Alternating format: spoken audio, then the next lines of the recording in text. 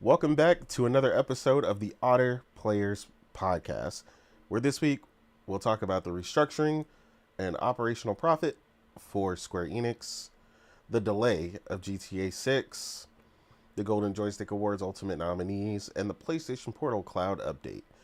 But before we get into all that, we'll see how everybody's doing and what they've been playing. Weeb, how are you, man, and what have you been playing, sir? Hello. Yeah, I'm good. I've been spending my week watching anime, playing games, an occasional TV show, movie. So yeah, I've been doing good. By the way, I highly recommend the new Vince Gilligan series, Pluribus. Absolutely amazing. You should definitely check it out. And also check out that new the Frankenstein movie by Guillermo del Toro. Watch it in cinema if you can because it's absolutely amazing.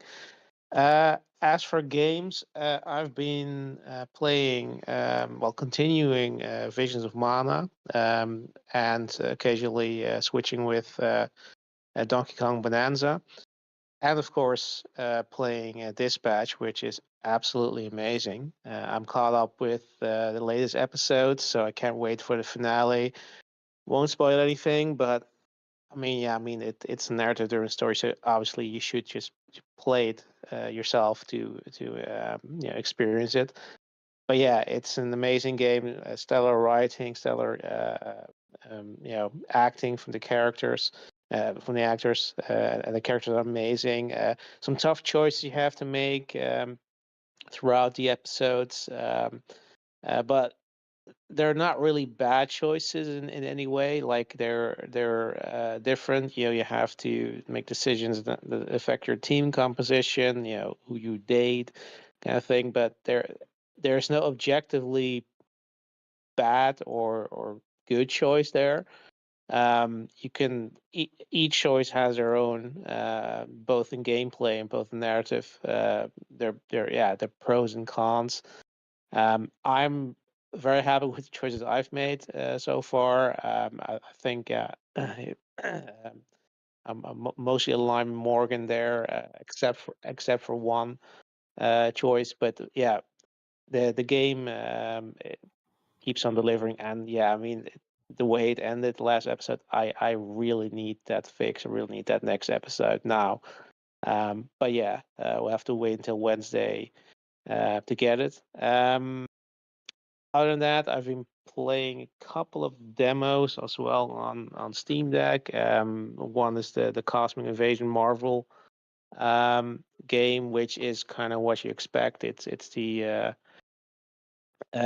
yes, the same as with the Teenage Mutant Ninja Turtles Shredder's Revenge. It feels really good. I definitely will hop on that when it comes out. Maybe play it with you guys if you're interested in playing the co-op.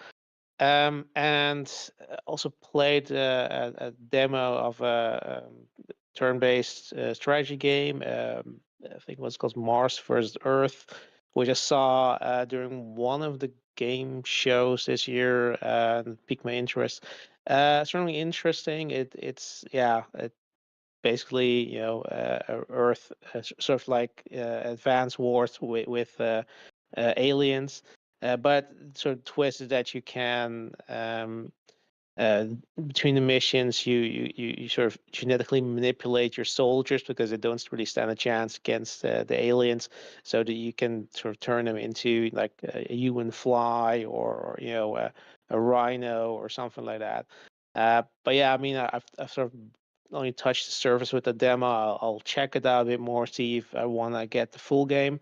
But yeah, certainly one of the more interesting titles. That I've played recently. That's about it. Sounds good to me. Yeah, again, sounds like you're having a ball. And yeah, I've heard about the TV show as well. I was actually talking to Fox about it before because Morgan was recommending that Fox watch it. So I'm sure I'll see it at some point here soon. But yeah, Morgan, how are you, ma'am, and what have you been playing? Yeah, I'm good. Been kind of all over the place. Um, I finished As Dusk Falls, ended up platinum it. It was really good. I enjoyed my time with As Dusk Falls. Kind of surprised at the score that it got. Because if for me, it would probably land around like a 83, 84. Um, it was a really good game. It reminded me a lot of yeah, yes, it is kind of the Telltale style game, but it reminds me a little bit more of the other developer, the developer that makes oh god, what is the name of that game that I love that I can't recall right now. But it has more of a you can look at like the branching trees of decisions that you make after each chapter. Hmm. You can look to see, where you stand with other players, and then you can see, what the other branches are that you didn't take. Like you can't really see what they are, but you can see, okay, there's a bunch of different choices I could have made at this particular moment in the game. You weren't talking And about Detroit I think Become Human, were you? yeah, the triple come human, Okay. thank you. Yeah. Hmm. And the I think one of the really cool things that I like about this game that I wish that they would add to Detroit Become Human and other games that do that kind of thing is they have a cool feature where you basically get like 3 different choices at the end of a chapter where or well, I guess technically 4. Like, obviously, you can continue the game, go to the next chapter. Or as far as, like, replayability goes, there's, like, 3 different options. Like, one is, like, the explore option where you can essentially replay a point in the game, a point in the chapter. It doesn't have to be at the beginning. Like, there's certain points during each chapter where you can start like in the middle or near the end or whatever, certain decision points where you can basically start there. And the explore option gives you the ability to basically, make different decisions, but without overwriting your current save. So you can just kind of like, if you just want to, clean up trophies, or if you just want to see what other decision paths would have, like what this the decision path would have led down, then you can do that. Or there's obviously the overwrite feature where you can just overwrite, you know, the save you did if you didn't like the decision that you made, and, the path that it led you on, you can completely overwrite it. Or then there's the option to have a completely different save file. So, you can have 2 different, save files for 2 different options that you might have chose or something like that. So I like the versatility and the accessibility of the game. Like, it gives you a lot of different options in how you want to play, because if you're playing a game that involves a lot of decision making and a lot of like different path trees and things like that, you want to be able to, you look at them all without having to one overwrite your save or like having to start completely over. So I think that was a really cool feature that's in this game, and the overall story itself I thought was really really well done. The only downside is that the story ended on a cliffhanger. So I'm like, because when the story started wrapping up, I was like, man, there's still so many questions that I have about the story that didn't get answered. And then when it finally ended, I was like, okay, so it's like leading into something else. But I think the game came out in like 2021, 2022, and I don't think they've discussed or even talked about a follow up to this game, because I'm not really sure how successful the game was. I know it launched day one on Game Pass, but I don't know if it was like a financial success for them or whatever. So I don't know if they're going to continue the story. Like I said, they haven't really. I was looking online to see if they were like in discussions about it, but there was really nothing about it. So I'm like, well, I don't know. I guess I'll just never know what happens in certain situations in the game. But I thought the character arcs and in the story itself was very good in As Dusk Falls. So I do recommend it. It's on PS Plus right now. So if you have PS Plus, something for you to play. Um, but I also played, unfortunately for me, I found a new, cozy game slash indie for me to play. And it's unfortunately taking all of my time because it's really good and now I'm like really addicted to it. It's called Discounty. So discount with a Y. Um, Oh it's God, you essentially like started that game now. Oh man, yes, I found the game set up. I lost Like her. they It's had all over. yeah, yeah, you lost me. Yeah, because they had a demo up, so I was just like, it looked interesting in the trailers, but obviously you want to try it out first. So I tried the demo and I was like, oh God, this is actually good. So I ended up buying it. um, but yeah, it's really good. You just play you're as you play as like a store attendant, like you're a cashier or whatever. Like you came into this small town to help your aunt run the store because she needed help. It's like I said, it's a small town, and it's a new business venture that she's invested in. Like the discounty is like it's like a superstore chain. It's like a Walmart. So she bought into the chain. It's in the town now, and she wants you to help her run it. And it's like, it's a lot like a sim. Like you're in the store, you get to pick what you sell in there. You set up how you want it in the store, the displays and everything like that. And customers come in and shop, and you have to scan the items and things like that. So it has all the little sim features that I really like. Um, and then it's a daily basis. Like the hours are from 9 to 5 or whatever. So from 9 to 5, you're in the shop scanning and making sure that all your items are in stock and refilling and cleaning the store. Things like sim things like that, right? But then on top of it, there's some kind of like mystery in the town that's going on, like that's needs to be solved. Like there's just some weird crap. It's always some in a small town, like some weird shit going on. Um, and it's like the city council government is in on it, and your aunt seems to be in on it too, and like just the people in the town are just like acting really weird. And it's just like some little overarching mystery that's going on that you have to solve while you're running the store. Typical indie stuff, right? But it's like the gameplay loop for it is like so addicting. Like I was trying to hurry up and get to a save point before I came on the podcast. I was just like, okay, I need to hurry up and finish this day so I can save and get on. But yeah, I was up on it until like 6 o'clock in the morning yesterday, and then woke up early and Oh got back my on it again. God, So yeah, it's unfortunate. It's got me, 6 and it's a really a.m. good. Jesus. Yeah, and it's a really good PS Portal game too. So it's just like that doesn't help in the situation, because as soon as I'm like, oh, I'm getting sleepy, I just move from the couch into my bed when the Portal. I'm like, okay, this works. Like I can get a couple extra hours out of it.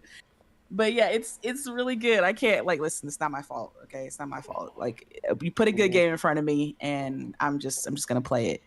But yeah, I think it was like because PlayStation has this sale running. Like I mean, they have sales running every fucking week, but they had the sale running. I think it was on sale for like $20 or something. But yeah, the demo's up on the PlayStation Store. If you want to try it, obviously you can just try it for free, and if you like it, obviously you can buy it. But yeah, it's this really cutesy game. I made my character; she looks like me. I gave her my name, so it's over now. So Hmm. yeah, that's kind of it's kind of where I stand right now. This county's kind of gonna be the game that I think I'm gonna be focusing on for the next week or so. Since November's pretty light, pretty lax for me. I think the next big game that I'm gonna be playing is Octopath Zero. So I got time to kind of fuck around on a couple little indies. My favorite thing to do. So yeah, that's kind So what of she's what I've telling been doing. me is Oh God. I'm SOL when it comes No, to no, when it comes to Power Wash Simulator. I will still play Power Wash Simulator with you. If you want to play, I will get off the game and I will play it with you. Yeah, I'm telling you, you and Christos are like long lost sisters or something. No, man. Cause y'all, when it come to indie games, and y'all love for KCD2, y'all are man. I'm trying to tell you, can't nothing come between y'all Man, when it come to them listen, you games. can't. I mean, you just when greatness is thrust upon you, you just have to accept it. So, Yeah, cause she was losing her mind over Discounty as well. So oh, she's yeah. playing it too. Well, no, I think she had a Oh, she review already played it. copy.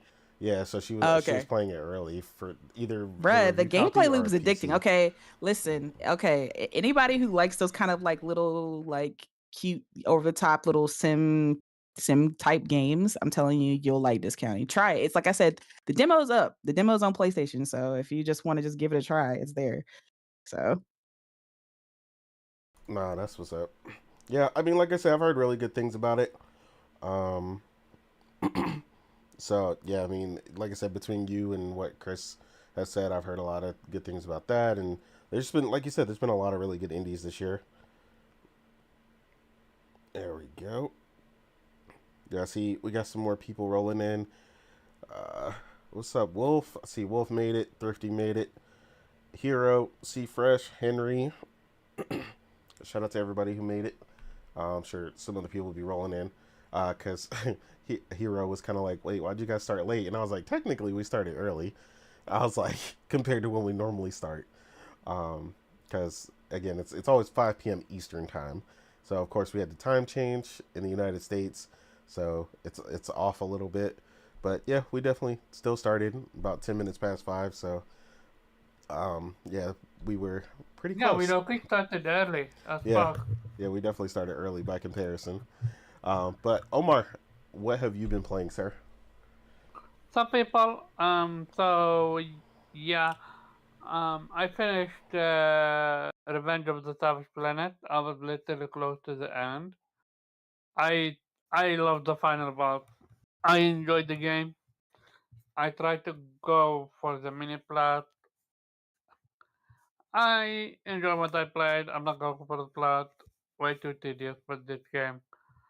And then I started Rusty Rabbit, which is basically it's a mining game from the voice actor of Kiryu in in the Yakuza franchise.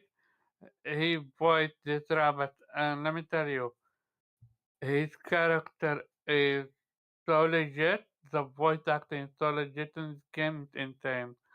I just finished it. I'm trying to go for the blood for this one, but it's legit tedious. I need to do 100 levels of fighting, so I'm gonna see.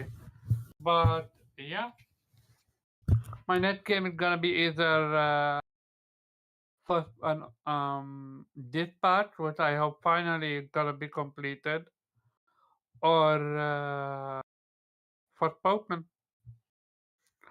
or Dragon Quest 1, because I do need to start my Dragon Quest journey.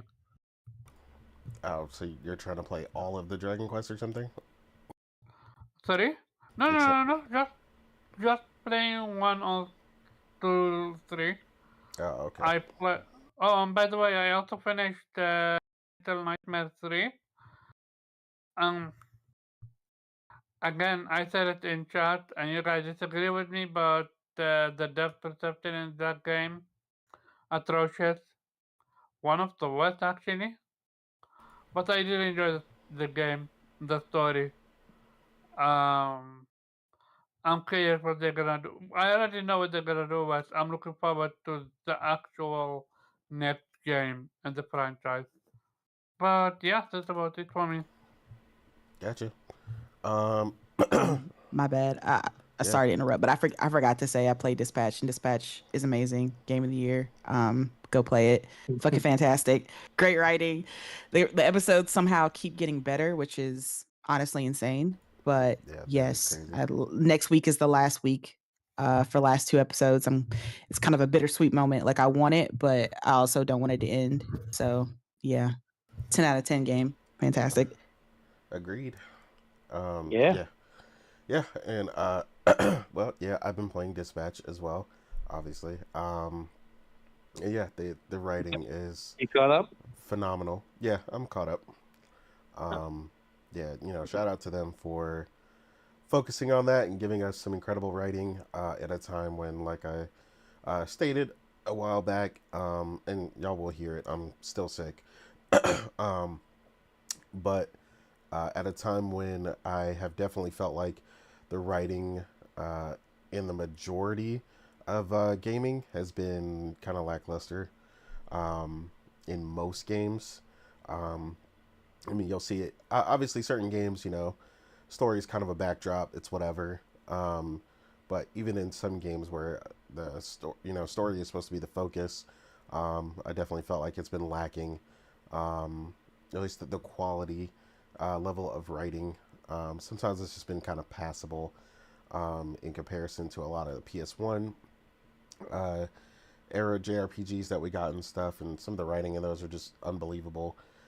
There are some standout, games, obviously every year where you do get some good writing, but it's not as much as I'd hope. So yeah, to get this and just really be, enjoying the story and the writing and the characters and all the important things that make up a great story. The team behind Dispatch have done a phenomenal job. So just killing it. I'm really enjoying it. And I'm the same way. Like I want the last one, but it's like, dang, it's over, just that fast. But yeah, it's been a great game. As the other stuff, just been doing like maintaining stuff. I did finish Ball X Pit, beat it. That was fun. It's not quick. I wouldn't even say it's quick, because I mean it definitely takes some time to build up to get to a point where you can really pass some of them harder levels. But yeah, I enjoyed it. I played it on Game Pass. The main reason for there and why I wouldn't purchase it probably, and it is just because I played it and I'm just kind of done with it. But also because I really liked it on mouse and keyboard, and I don't really like the controller aspect. And I know a lot of people played it on controller because a lot of people I've seen play it on like their Steam Decks and all the other stuff. But yeah, I'm not really a big fan of playing it on controller. But yeah, I'm still finishing Digimon Time Strangers. Again, another breakout hit for Digimon. Shout out to them for just honestly understanding the assignment and creating a great game. I really hope they expand on Time Strangers in the future, and really just bring the quality of Digimon to that level and keep it there. Because Cyber Sleuth is like on a different planet, as far as like backwards in quality. Like Cyber Sleuth were cool, it's like whatever, but Time Strangers is where I would really recommend. So hopefully, like I said, my big thing for them is that they get that 60 FPS update for people who want to play it on console. But yeah, obviously still been playing Killing Floor 3. They had the rearmament update. That was great. I've been playing through that slowly, as well. Really just, it's like that time of the year where you're just kind of finishing up. Like Maria said, really the only thing that's coming up that I'm really pushing for is the Octopath Zero. That's like the last big push before the end of the year. And then of course early next year is already looking crazy. I haven't even looked. I know everybody said like February is like the start of it, but I'm sure there will be something in January and February, and like it'll be a while before I pick up everything that comes out that I want in the beginning of the year. But yeah, I mean, I'm playing a ton of stuff. Like I'm all over the place, and then obviously Power Wash Simulator. I'm trying to finish that up. I know a lot of people have finished it recently. Looks like I'm probably gonna go for the platinum on that. I'm still deciding if I'm gonna go for the platinum on Ghost of Yote, but I still have it installed, and I got a couple more trophies. But sometimes I start it and then I just turn it back off. Like I just don't feel like going for it all the time, and then sometimes I'll get on and I'll run something real quick, I'll do a side mission or something, and it'll be the result of something I just didn't finish up, and it'll be really quick. So yeah, there's still quite a bit to be done on there to determine if I'll go for that. But yeah, I'm really just trying to get to like 30. My goal right now is 30 plus games beat for the year. So I'm getting there. And I should be there. I mean, there's some stuff I'm really close to the end on that I just kind of like left right before the ending. Unicorn Overlord is one of them because I was going for the platinum on that. But locating the maps on that game was like frustrating. the maps you need for to find some of the treasure around the map.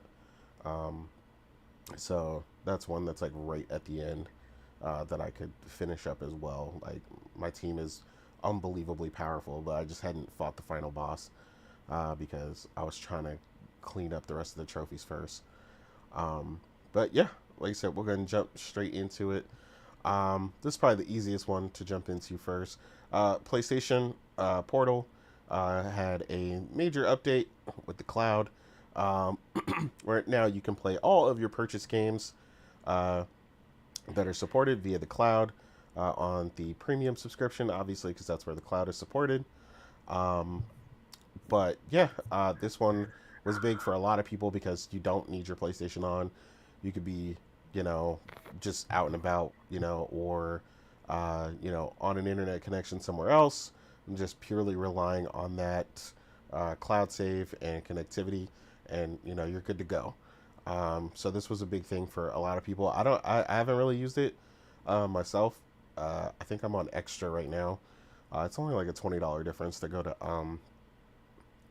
to premium for the rest of the year. But like I said, I find I don't really use it like that. But I mean, my Wi-Fi connectivity and all that is really good. So I haven't had an issue when I've used cloud before. Their cloud streaming is great. Most people have seen Dustin talk about it by now. Morgan posted it in chat. That was funny. He was talking about, oh, it's pretty amazing or whatever, and I'm like, yeah, we know, like we've been known, PlayStation has honestly been one of the best cloud streaming techs since cloud streaming really became a thing for gaming. Ever since they got Gaikai, honestly, I've had no real issues with it. So honestly, they just improved it. It's gotten better and better in quality. So yeah, I'm really enjoying it. As far as I've enjoyed it, like I said, I'm not playing it right now, but I know Morgan also has the Portal as well, so I think Weeb also has one, so we'll see what everybody thinks about it. And we will start with Weeb. Weeb, how are you feeling about the cloud update here? Yeah, I mean, I did try that. Well, not now, but I did try it before when it was, I guess, early access or whatever you want to call it. Mm-hmm. Yeah, I mean, it worked fine. Yeah, it is. I mean, like I said, like I would, I guess would say PlayStation does what Xbox don't, because yeah, I mean, come on, fair is fair. They're the ones pushing the xCloud, and they can't seem to figure it out, and PlayStation is sort of doing it as a It's like, oh, we side thing, also do that. Yeah. yeah, and they're actually succeeding. And I mean, yeah, I mean, it works absolutely as a charm on the Portal. I mean, I played it when it was I think it was last year Christmas. Is that if my memory serves me right? When I what was with my parents and over for Christmas, and I had Portal with me, and yeah, I mean it it worked. I indeed I think it was like I think a discount running or whatever, where you could indeed upgrade for a couple of extra bucks, and you could get the highest tier. Um, yeah, I mean, try it out. I don't think really noticed a lot of lag. Like it just worked. I'm not really interested in jumping on it now because I sort of let it run out because I noticed, like, yeah, I mean, when you first have it, you were checking out all those games that are there, and then you realize, like, yeah, the honeymoon is over, like it's fun. Mm-hmm. But I mean, I have other obligations, meaning I have a date with another game that I pay money for, that I really want to play, and I want to get ready to finish that game off, and just go down the list, like you, like I don't really have a target, but I do want to finish as many games that I started as possible. I generally do kind of continue with the game that I'm playing, but like Mm-hmm. for example, now I'm trying to finish Visions of Mana, which I started somewhere this year and bought like last year and didn't get around to it. So I'm more interested in like going through a backlog or getting the next new thing. I mean, this month indeed is quite slow, I guess, in terms of games that I'm interested in aside from Dispatch. But I mean, same. there's plenty coming next month. I mean, Cosmic Invasion, Metroid Prime 4. I'm good. Like I will be able to get get through the holidays, with the games that I already have or already pre-ordered. So yeah, I mean, it's great that they finally officially released that, and yeah, it does add a lot to the portal, as in you don't need to have your PlayStation on, even though that works fine. But I can imagine that some prefer to have the device work standalone on its own. And yeah, I mean, great that they're finally ready for it. And I hope that people who are subscribed to that tier will enjoy it. I mean, I'm as I said, like from my experience, it works fine. I don't think you have to worry about it being anything less than advertised.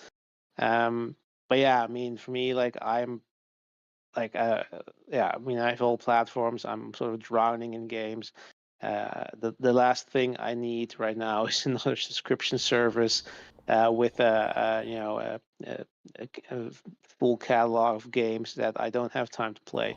Yeah. So I might hop up back on that if there's a time period where there is not a lot going on, which I sincerely doubt will happen anytime soon, considering the onslaught of games. Though, well, we'll Agreed. talk about, I think, a couple of the delays in another topic. But yeah, I mean, great news overall. Yeah, but personally, it's not, let's say, on the top of my priority list to check out for the time being. Agreed. Morgan, how are you feeling about the update, ma'am? As a portal owner, how does Mhm. this work for you? Yeah, even as a non-portal owner, I don't think people are grasping how significant this update is.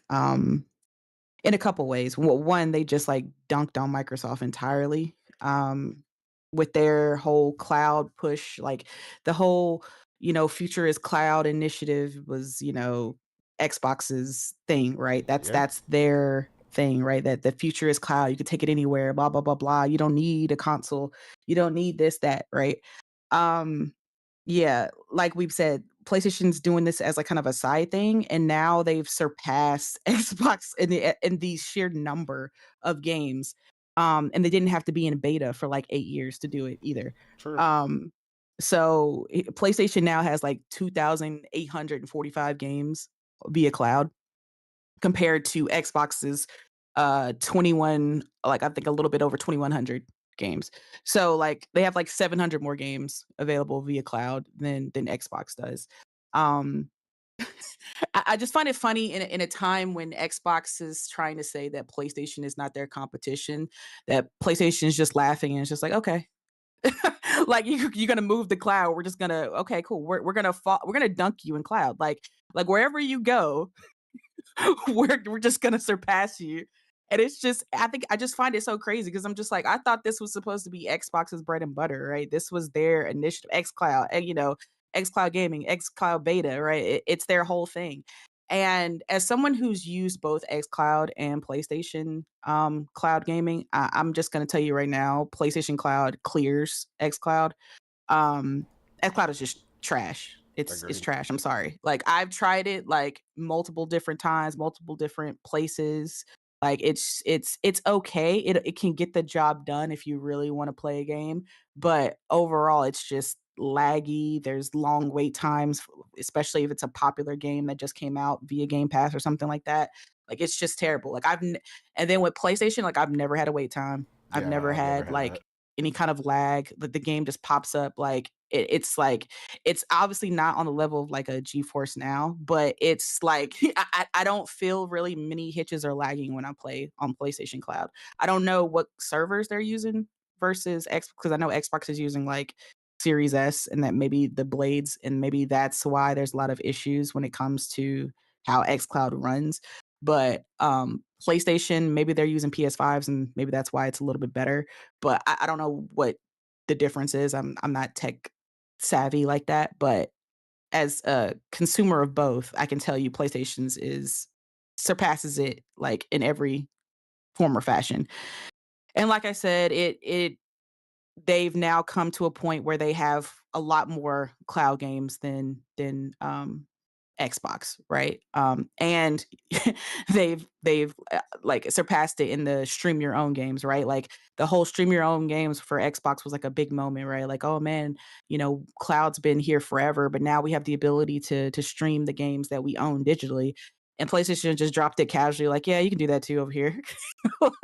Like it's just the way PlayStation's just like releasing these updates so nonchalant, like it's not that big of a deal, is really funny to me. But it's also important because this update, um, it literally just makes the PlayStation Portal like, and I don't see a lot of people saying this, but it literally made the PlayStation Portal the cheapest way into next gen. Like it literally just made it like an easy way to get into next gen. Like now, obviously that comes with the asterisks, right? Like that not every game is on PlayStation Cloud, right? Not every game is cloud based. But if you're someone maybe who's a casual gamer and only wants to play like the biggest hits of next gen, you can pretty much do that with just a portal. You don't have to get a PS5. You can just pay $200. You can get this PS Portal, subscribe to premium, and still be cheaper than like every other platform, right? Getting a portal and subscribing to premium would be cheaper than getting just a base PS5 or a Series X or S or whatever. And you could just have this on the go, like, right? You could just buy your digital games via the PS app and then just stream them on your portal. So it's like I just don't see like too many people talking about that. How it's essentially like the cheapest way to get into next gen now. If you just want to casually play some big hits, because it's got it'll basically have all the PlayStation first party will be playable via cloud, and then it's got games like Hogwarts Legacy, Cyberpunk, Grand Theft Auto 5, like a lot of games, big games that people like to play are available on PlayStation Cloud. So yeah, PlayStation just like literally just dropped this update out of nowhere. And they made the portal such a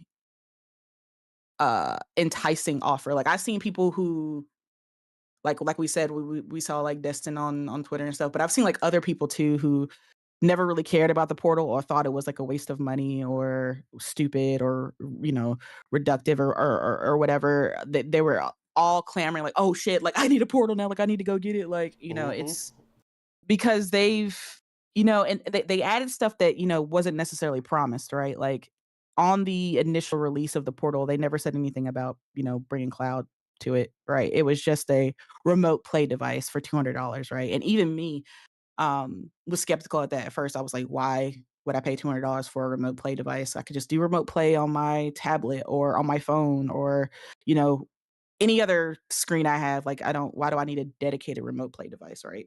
But initially got it and then loved it, and then now they're adding these crazy updates that like for the price of only $200 kind of makes it a really good deal, to be honest. Makes it kind of a steal.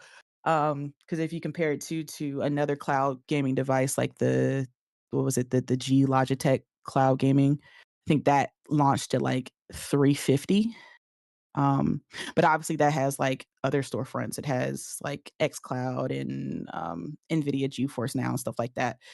But just to be a cloud streaming device, and you could play a lot of the biggest third-party games as well as PlayStation exclusives for $200 without having to own a PS5, I think that's a crazy ass update that PlayStation just dropped casually and just like, yeah, there you go. Okay, bye. Yeah, basically. like it was just and like it it's is just largely the best experience for the remote Yeah, play and the cloud. So that's something else people are forgetting. Like, it's that's what I'm saying. designed for Like, that. And hmm PlayStation spoke about the amount of people who are using it specifically for that have other options. So people are noticing that, like, obviously you can remote play and stuff from, like a Steam Deck and other stuff, and I've seen hmm people try it, but the experience is not the same. Yeah, So because it's not a dedicated device to it. It's just kind of like a side thing that it's capable of doing. But because this is exactly. a dedicated remote play via cloud device, it just works so seamlessly well. Like Hmm. and I will because I made sure to time my the way my PS Plus ends, the subscription ends like on like the 21st, I believe. And that's when their Black Friday sale usually starts. So that's when I'm Yeah, gonna pick up like a year worth of of premium for like 30% off or whatever. that I was like, sounds I make right. sure to time it this year because every year, I get mad because if you're a current subscriber, you can't really You can't take get it. advantage of the sales. So I was like, I'm gonna make sure I'm gonna time it just when the sale starts. So when the sale starts, I'll be able to get a year for like, you know, a lot cheaper. But yeah, PS the PS Cloud is fantastic. I need to do a little bit more research to figure out what the servers are that they're using because they're solid. Like and my portal even works like at my parent. I told you how my parents have like the worst Wi-Fi Hmm. ever. Like just slow, laggy, just because they're out in the cut in the country, and it's just the Wi-Fi is terrible. But when I took my portal over there a couple weeks ago, it it ran seamlessly, right? Like turned it on, connected to my PlayStation, and it was immediately playing the game. Like it just worked very well. Um, but yeah, this update essentially, I like if I had like a kid, I think the portal would be a great gift that I would put under the tree for him. Give him PS Plus Premium, and then just let him like introduce him casually to the big games that are on there and the PlayStation games that are on there, and just let them play with that. Like that would be the intro device for them, at least like in my opinion. Like I think Yeah. that would be a great little gift to give a child for Christmas. But yeah, they made the portal a very enticing device where you have people who were initially not interested in just kind of jumping at it. And it's essentially the cheapest way to get into next gen now. Obviously, like I said, with the asterisks of not everything's on there, but the biggest games are. And you could just play that without a PS5 and enjoy your time on it. So, and I highly recommend the portal. Like, it works great for me. I know it works great for Weeb and Nate too. So it's just, I mean, it's an overall great device, and I think, and I'm just happy how much PlayStation is supporting it because that was probably one things that was I was apprehensive about because sometimes when it comes to their accessories, they're not the biggest, at supporting them. Like, you look at PSVR 2, and it's just like it's not really getting much as far as like internal first party games and like updates and things like that. But it seems like they're really you know backing a lot when it comes to the PS portal, and it's getting a lot of support, more support than I thought, and more updates than I thought it would. Now you can have the 3D audio if you have the Pulse accessories, the Pulse headset and the Pulse earbuds, which is a good feature because I know a lot of people who have those. So that's a good update. And now I think I don't know how I feel about the update where you press the PS Home button, it doesn't take you home. It just kind of opens up the menu. I don't really know how I feel about that one yet, but maybe after time I'll get used to it. But yeah, it's kind of funny. Like I kind of thought Xbox would be the first one to make a cloud dedicated device, seeing how that's like I said, that's their push. I know it was like for a while rumored. I think that was like the Keystone project that they had rumored, but then they ended up like canning it and then just I think partnering with Samsung and LG TVs and just putting like the app on the TV. Um, but yeah, the fact that like I said, PlayStation is just eating Xbox's lunch right now and like doing it better um is very surprising and funny at the same time. And the fact that it's not a priority for them, like the cloud isn't they don't see like the cloud as the future for like at least for PlayStation, like the main target audience. And the fact that that's not their goal, that's not their end all be all goal, but they still launched it in a better state and did a better job at it as a side project than Xbox. Again, just like that's why I love PlayStation. But I think this is a good thing for everybody though, because xCloud needed some competition because like I said, it's ass. So it needs PlayStation to come through with this cloud, offering more games, offering a better experience because it's going to get Microsoft off their ass to offer a better experience when it comes to xCloud. And like I said, competition is great. So this can only lead to better things for PlayStation and Xbox when it comes to cloud gaming. So I'm happy about this. This is an amazing update. The only thing I would say is I hope PlayStation does a similar thing to Xbox as far as like allow the cloud tiers to be at least in like extra. Yeah, I agree. If not all of them. Maybe offer like what Xbox does, like a lower experience, I guess 720p or something. If you do it on the lower tiers, but just offer cloud in more tiers, right? But I think because it's not a priority for them, they probably won't.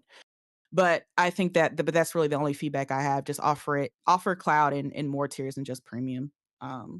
And then they would definitely have 100% of my backing, A plus from me. But yeah, this was a great update. Crazy update, but great update. Agreed. Um, Omar, did you have anything you wanted to add on the PlayStation Portal cloud update? Just shout out to Weber Morgan for breaking it down. As for me, the fact that PlayStation is literally destroying Xbox at their own game is insane. Like, that's funny.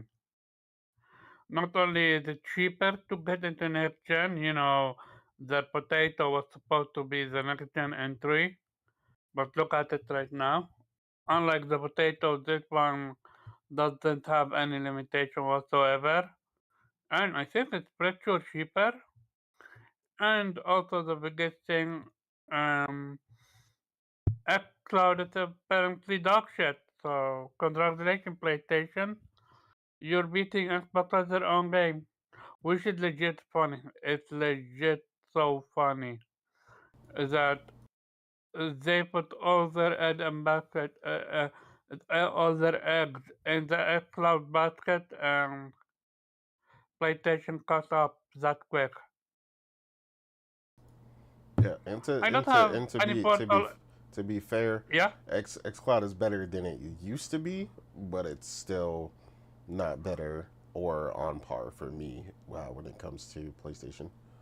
but that's insulting, would it? Don't you think? The fact that their head honcho, their biggest, what you call it, focus, is still so dog shit. It's entertaining. It's legit entertaining. Oh shit, I forgot. Yeah, I forgot. Hero said, yeah, it's not in Australia. That's another thing. They need to expand the cloud and PS Plus to more regions because there's really no reason why it shouldn't No, be the in Australia. PlayStation does have their own limitation, which is Yeah, I don't know why the no Australia thing. I thought that was kind of a weird thing. um, it's weird for PlayStation because they're reaching China and all the other. Like, why are you not in Australia? yeah, Well, like what? PlayStation Australia just announced like a big event or something on that. Unless So unless I don't know what's going on. Australia have some type of regulation where they would not allow PlayStation or maybe Xbox too. Yeah, But I'd have to look into that. I don't know why it's not there, but yeah, I know there's another person from Australia in another group chat that I'm in, mhm. and they stated that they also could not play it. So yeah, they definitely do need to expand that. Yeah, the game of the year will be available. I just looked up. Will be available via cloud streaming. Octopath Traveler 0 will be there day Oh, one. So I thought it's you were talking fantastic. about 33. Oh, I'm sure 33 is probably on there too, but but they might have a deal with Xbox. But yeah, Octopath will be there day one. Your game of the year. I see. But yeah, again, it's Like like Morgan, I trust your word because you've been number one cloud player when it comes to stuff. So the fact that they haven't even attempt to reach G cloud level, it makes you genuine question. Why are they so bad at it? They have an example of what they need to do. It's almost like they're half-assing it. They don't want to invest too much in it. Yeah, I think they're just kind of cheap with it. Like I said, they're using Series S like blades for it. I don't know why. It's gotten better now. I know with this new Game Pass tier update, that's why they have cloud in all the tiers now because they've updated xCloud. So it is better, but it's still at a state where I'm just like this.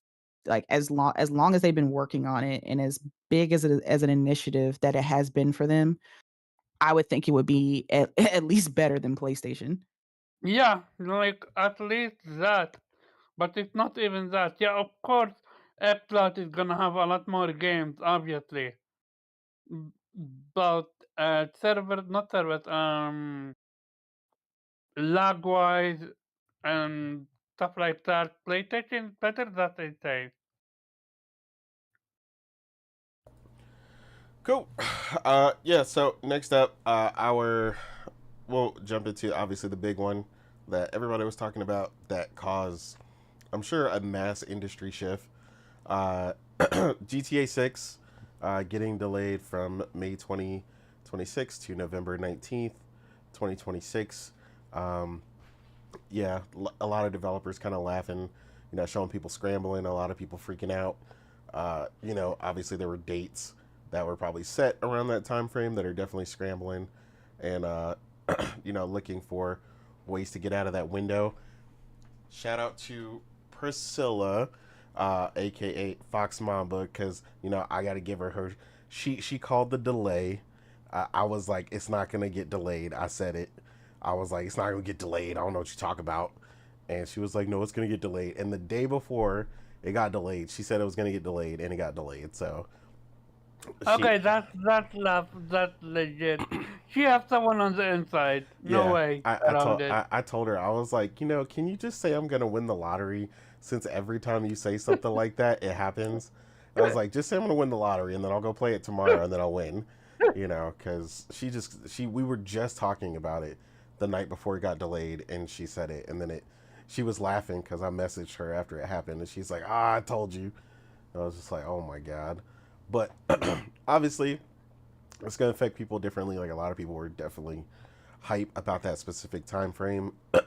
um, I'm sure all the games that were releasing in that original time frame are, let out a collective sigh of relief now that they don't have to compete directly with GTA 6. And Now it's November. Do you think Wolverine's gonna get delayed?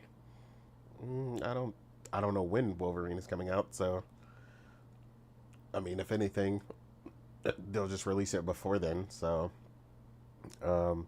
we got to see about the actual locked-in release date for Wolverine. So, we'll see what happens. I'm sure quite a few games will push out of that window, like we saw with GTA's previous release. But I mean, even with GTA 6 early next year, a lot of games were still pushing early next year. So I think some people are just kind of dealing with it. They're just like, look, GTA is going to come out. It's going to be what it is. You got to kind of work around it the best you can, and just kind of deal with it. Like a lot of people have said, though, it's not for lack of games. It's like people are just kind of ready for that game specifically to come out. But yeah, it's not gonna change. It's not gonna change nothing too crazy for me. Just because like I said, the early next year is stacked. Crimson Desert will just get plenty of love, I'm sure, and a ton of the other games releasing early next year. But I know Morgan was hype about it, about as much as I was. Did this change anything drastically for you, Morgan? Yes, it changed the trajectory of my life. This has negatively affected me in every single way. To be honest, though, I did take May off, so now I'm going to have to. Shit. renege That this situation and try to finagle a way to get November off now. It's all right because I'm gonna do it ahead of time before the boss figures out what's happening. So yeah, that's gonna get taken care of. Don't even worry about it. Look, hell or high water, I'm getting off on November. I hope for you. In November. Yeah, I hope for me too. Shit. I'm wondering all of a sudden calling in and talking about. Listen, I ain't gonna whether make it's I get it, through the right means or the wrong means, it's happening. But yeah, this honestly sucks. I had my heart set on May. I was cool with it. I was like, okay, here we go. We got a date finally. And then to get the news, it's just like it's not surprising. It's just disappointing. It's just like, okay. I mean, Rockstar tends to lean more towards fall releases. So, I mean, it kind of lines up with what they usually do. Red Dead 2 released in October and GTA 5, excuse me, also released in October. So it kind of lines up with what they usually do. I just hope that, this delay was more for cleanup. Like they're pretty much there. Like they're at 90%, 80 to 90% there. They just need a little bit more time for polish. I read And what's happening. that's So you may kind be of right. I hope that's kind of the situation going on. And not like, CDP Red situation where it's just like, we're gonna give them another 8 months, even though they need another 2 years, right? Just kind of thing. But when it comes to Rockstar, they're usually really good. Like I don't remember the last time a game launched from them that wasn't like 95% polished, right? Red Dead 2 launched in a great state, at least for me. Like I don't remember having any bugs or issues. Or with GTA 5. So Rockstar's pretty good with that. So hopefully, this new date will be cemented and we will get GTA in November. I just feel bad for all the people in fall. Like I really hope Insomniac wasn't cemented on a November release. Hopefully for them it's October or September because they didn't really give a month. They just said fall. So hopefully they can get it out earlier because November at this point is now off limits. Like nobody can be in there because if you do, your game's just gonna bomb. Like I don't think Insomniac's game would just bomb, but it would do astronomically worse than it would if it gave GTA 6 some breathing room, right? Like because people are gonna be deciding what game they want to buy when it comes to two big AAAs, and probably at that point games will probably be $80. And so people are going to be making that decision, and 9 times out of 10, people are going to pick GTA 6. I mean, it is what it is. And I'm sure a lot of the games that were coming out earlier this year around May are breathing a sigh of relief, like, oh my God, thank God our game might not die and we can survive another year, Like, but again, I'm sure all the fall games are just like, people are doing the SpongeBob meme where, a bunch of SpongeBob's running around a room in a room's on fire and everybody just panicking. Like, I'm pretty sure that's what's going on. Especially with Xbox, they got like 4 or 5 big games that's supposed to launch in 2026 with like Halo and the new Gears and Fable and Forza. So it's like, where exactly are y'all putting these games? Yeah, good luck. Good luck with that. But yeah, again, GTA 6, the delay, it sucks. It really does. Yeah, I told my brother and he was just like, man, fuck this game, bro. I'm done. I'm like, yeah, you say that, but then as soon as it comes out, you're gonna be there day one. He's just so pissed because he was also somebody who just knew it was gonna get delayed. He's like, man, I told you it was gonna get delayed. I was like, yeah. But yeah, it sucks. But regardless, Rockstar know they got me anyway. So even if they delay it, I'm still gonna be there. I'm still gonna be playing it day one. It's a game I can't wait on. It's a game I've been waiting for too damn long. And I want it now. So yeah, that's kind of how I feel. GTA. No doubt. I guess the memes can still continue. The whole we got this before GTA 6. We got that before GTA 6. One of the Yeah. Stranger Things stars said that they were like, "Damn, we were able to get like 6 seasons of this long ass show out before GTA 6." Like, for real. Because this damn Stranger Things has been going on for freaking like 10 years at this point. And it's like, wow, we were able to finish this show before GTA 6 launch. That's crazy. Yeah, the Stranger I was like, Things yeah. the Stranger Things cast all grown and can drink now. Yeah. Right. I would say One Piece is gonna finish before GTA 6, but no. Yeah, probably not. Mm. Probably not. No. Yeah. Yeah, that's the one. That's the one thing that won't happen before That's the GTA one 6. thing GTA 6 gonna win over. Yeah.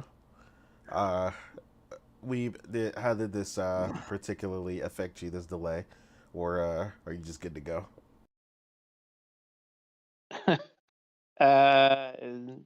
Not particularly. No. I'm more mildly amused at seeing indeed everybody scrambling now. They all thought they had their date set. They got out of the way of Yeah, GTA. fuck you, weeb. I love you too, Morgan. But yeah, I mean that I guess sort of glass half full. We might be getting more games earlier next year. Where they're like, yeah, we're holding off until we're sort of past the wake of GTA, and now they're like, oh no, that slot opened up. Let's get in there. True, You know, true. yeah. Yeah, for Wolverine, I mean, they said fall. I mean, considering, I think Spider-Man, both of them launched in September, if my memory serves me right. Yeah, So, you're right. I mean, it seems to make sense that they're already aiming for September, which is fine. I think it gives them enough time, to get their sales and the day, because that's kind of thing. Like, even if you launch before GTA 6, like if you launch a couple of weeks before that, like you're probably going to suffer because your sales might going to be cut off, or the sort of tack on effect is like, I think a lot of, I don't have data, but I suspect a lot of people, just like us, like when we just finish a big game, you kind of want to have a palate cleanser. You want to have a smaller game. So if you just finish a big game, in, let's say, October, and you're like, oh yeah, like there's 2 weeks left, for GTA 6. Like, you're not gonna play a massive game. I mean, obviously for practical reasons as well. Like, you're might not be able to finish, but generally people will, I assume, will pick a smaller game, or something they picked up before and haven't finished, and can finish in a shorter period of time. So yeah, that's also sort of a add-on effect there, that people might not get a game, that might come out in time before GTA 6, for enough time for you to finish it, but people might still not pick it up because they don't want to invest a lot of time in a big game right before they're jumping into what is arguably the biggest game of the year. Um, yeah, I mean that's kind of tricky there, but I think if you launch in September, you will have enough time that it won't affect your sales. I think, and everybody who wants it will have bought it before GTA 6 comes out. Um, but yeah, I mean, it is very interesting to see how that, because I suspect that you know a lot of games that were planned at the run of time will try to move out of the way there, and a lot of games that might have waited, or maybe not even have dropped a release date. Will announce that it might need scramble a few schedules. Like, I would not be surprised that there will be a lot more announcements regarding release dates. With the Game Awards, obviously, but I think there will be a lot of games that will suddenly have a release date early in the year, like spring, summer, just to get out of the way of GTA, or get back, maybe in their original release window that they were aiming for. So yeah, that's kind of interesting to see. Like, yes, I do feel for you, Morgan, but yeah, I mean, I will definitely play it, but it's not my most anticipated game of the year.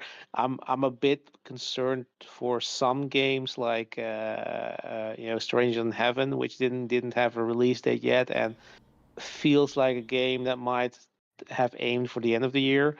That's going to be interesting to see how a lot of these games are, what's going to happen. Because that's the other side of the coin, is that there's also going to be a lot of games that's going to be pushed out of 2026 because they were aiming at the end of the year, and they're like, yeah, no, that's not going to work. Like, we should, delay it, maybe use the time to fix some bugs or whatever, and make sure that you're not going to be caught up in that that tsunami of GTA 6, because that game's gonna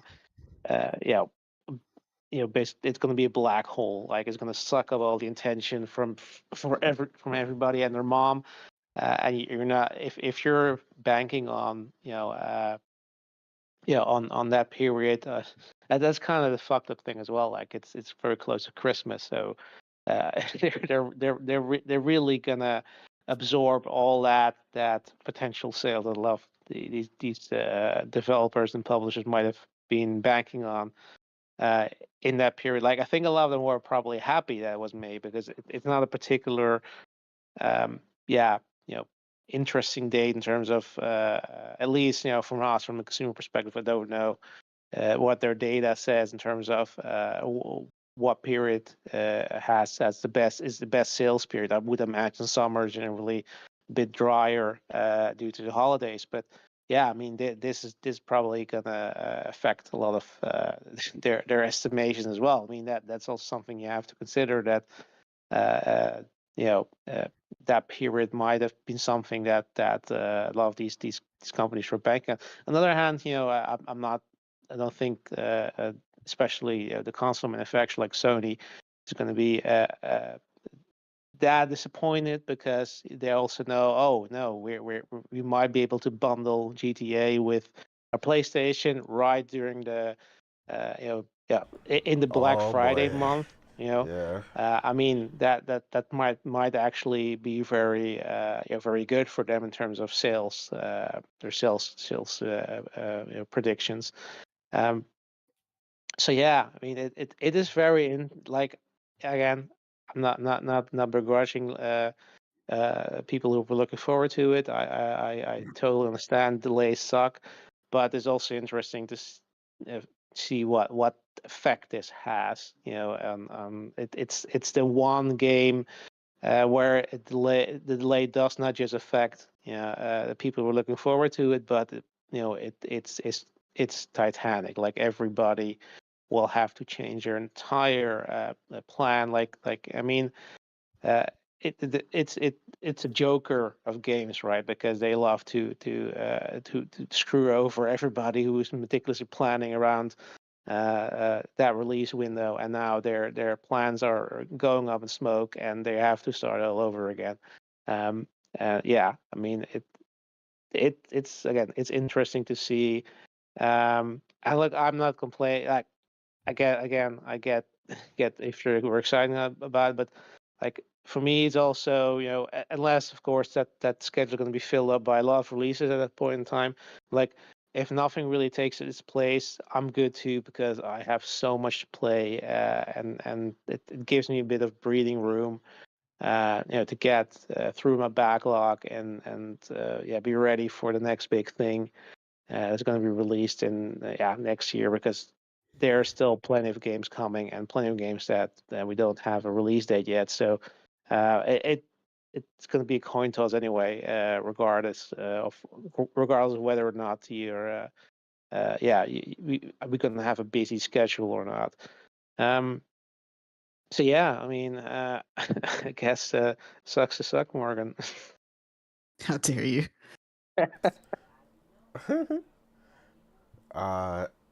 honestly don't think this affects Omar at all. But Omar, did you have something to add as far as GTA? Yeah, no. So the very last GTA I played was San Andreas. So there is that. Or maybe Lost City. I forgot. But basically, a long time ago. So with this one, I was not per se interested, but like I was gonna give it a go if I have access to it. But this is like I'm way more interested, not interested, excited for Pragmata than I'm ever excited for GTA. So that's the difference between me and all of you guys. And I have the feeling I'm the only one with this one, which is fascinating and interesting to see that this is the one game that everyone and their mom is dying to play, while I am like, okay, if I play it, I play it. If I don't, who cares? But as for the delay itself, it legit sucks for someone like Morgan because how she had to take time off. Especially USA, how notorious they are when it comes to taking time off. Yeah, I hope she get her ability to take another time off. And I would wait. Oh, I don't think you can wait because not gonna lie, this could you guys are gonna hate me for this. This could easily be delayed a second time or a third time. Like I can legit see it delayed again. I especially with what's happening with the studio itself. I'm curious what's gonna happen. Anything can happen. One thing I am legit curious about are there communication between PlayStation and Rockstar. Will, because I'm pretty sure PlayStation is gonna have its own bundle for this one, and they have the marketing right. Like, will PlayStation know about any delay or whatsoever to prepare their own what you call it release date? I'm genuinely curious about that one. Other than that, yeah, sucks to sucks, I guess. Yeah, it is what it is. um, yeah. So in other news, we did get the Golden Joystick Awards Ultimate Game of the Year nominees. That shortlist finally came out. Like we were letting people know because a lot of people thought um, the original console and PC Game of the Year were it. But like we said, we were letting people know they weren't. I think they ended up going with um, 12 nominees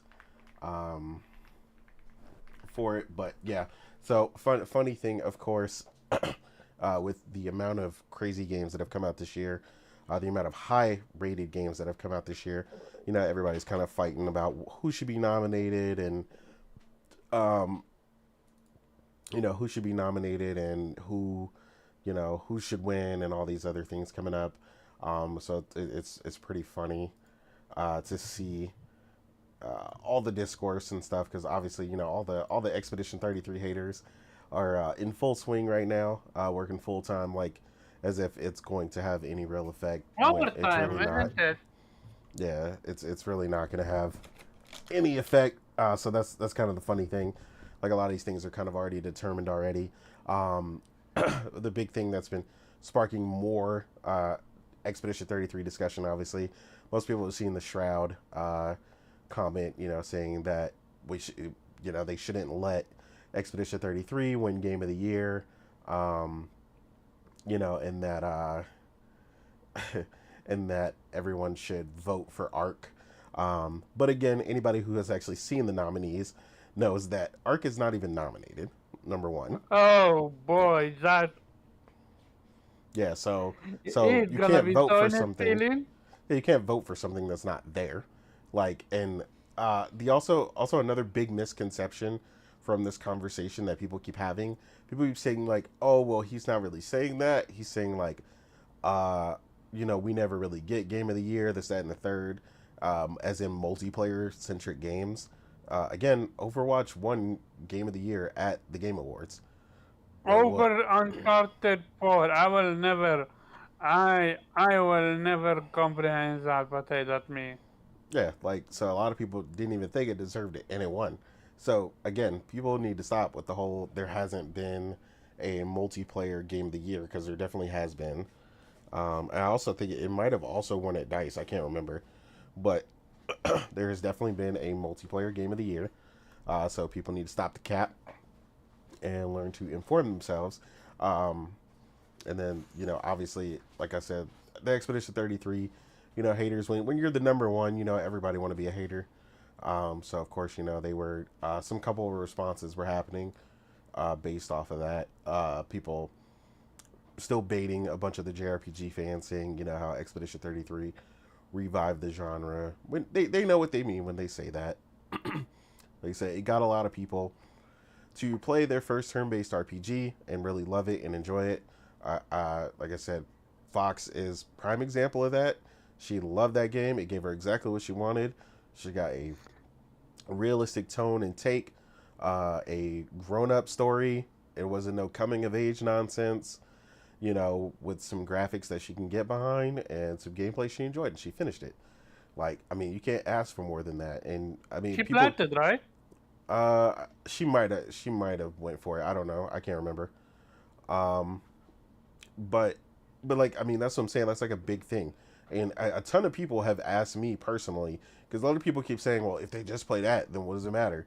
And I'm like, I mean, that's still an accomplishment for them. But I've had tons of people who played Expedition 33 message me and want to know about other, turn-based RPGs they should get into or want to check out and all these other things. After they discovered a love for the genre in that game. And, like, let's not undersell the accomplishment that was Expedition. Like, Expedition is a new IP, not from a Japanese developer, in that genre that they are famous for, and outsold Final Fantasy. Like, the biggest name in that, right? Like, it used to depend on, you're talking about a franchise that used to sell 10 plus million on an easy day. So, for Expedition 33 to come out and knock it out the park, sell over 5.5 million units, and still counting, is a major accomplishment. They outsold a lot of other franchises in a lot of other genres. It's huge. It's huge. They won, I think the soundtrack won a Grammy, I'm pretty sure, or an Oscar. One of them, I can't remember. One of them it got snubbed. Whatever. Yeah, an Amy, I think, or. Yeah, whatever's up and coming. I don't know. I don't watch either one of them shows. But the one that's up and coming didn't vote for it, but then it won one of the bigger awards earlier in the year for its soundtrack.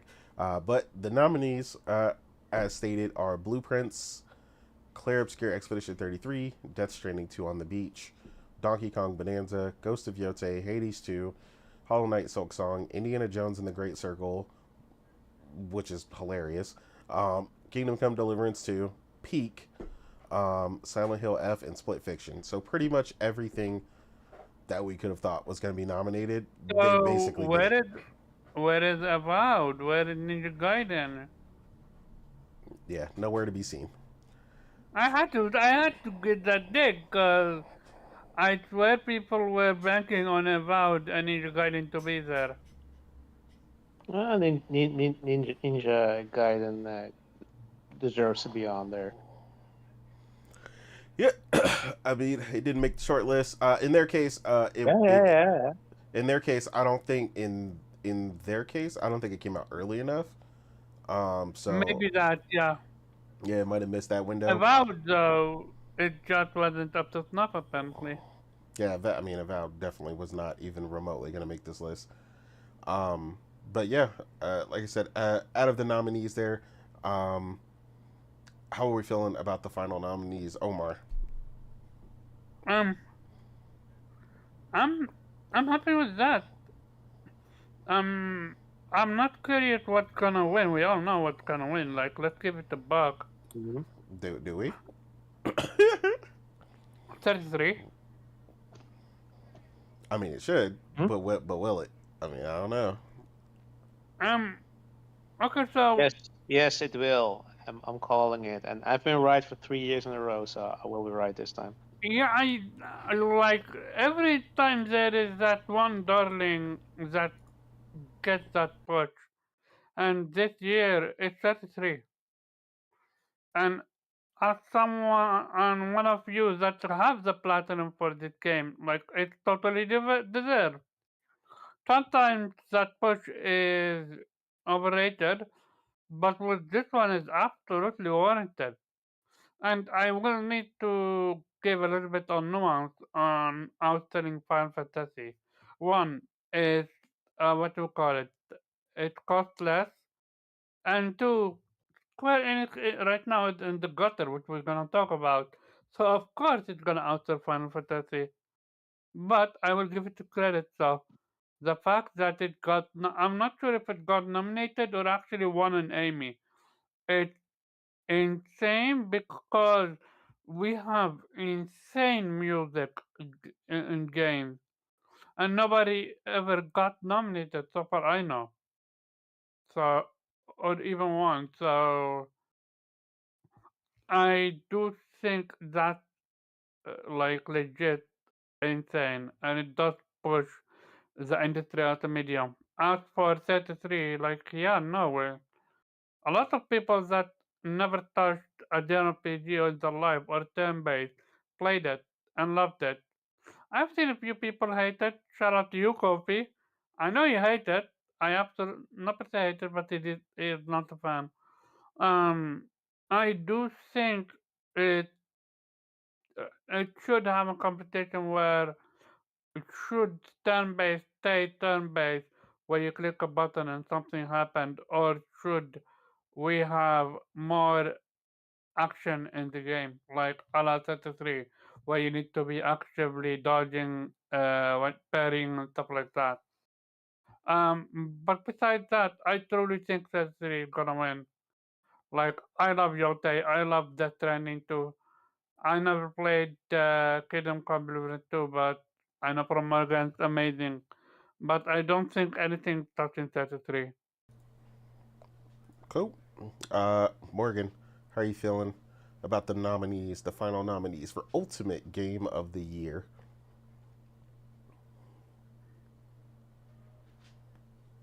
Thank you very much. Morgan. Mhm. Uh-oh. Morgan's gone. She might be busy. Yeah, I don't know. We'll see. We can go to Weep.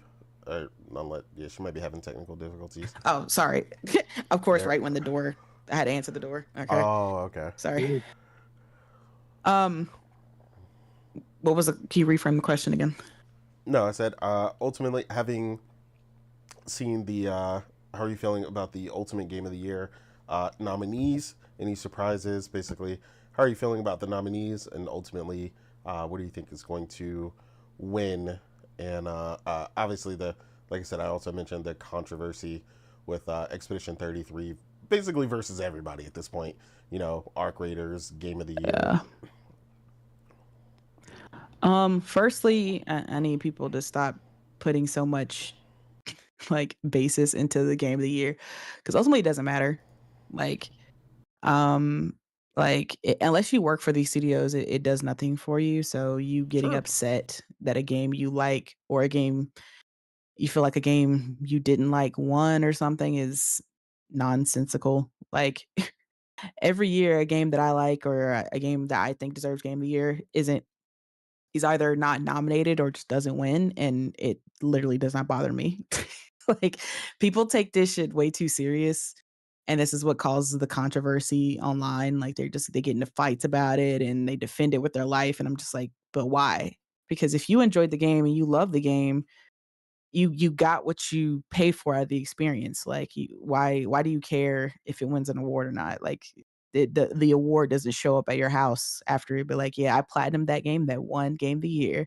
Like, Yeah. it there's nothing happens for you once they win. Like, there's nothing for you out of that. So for people who are taking this way too serious and getting very upset and, you know, as they do every fucking year with this damn thing. Every year.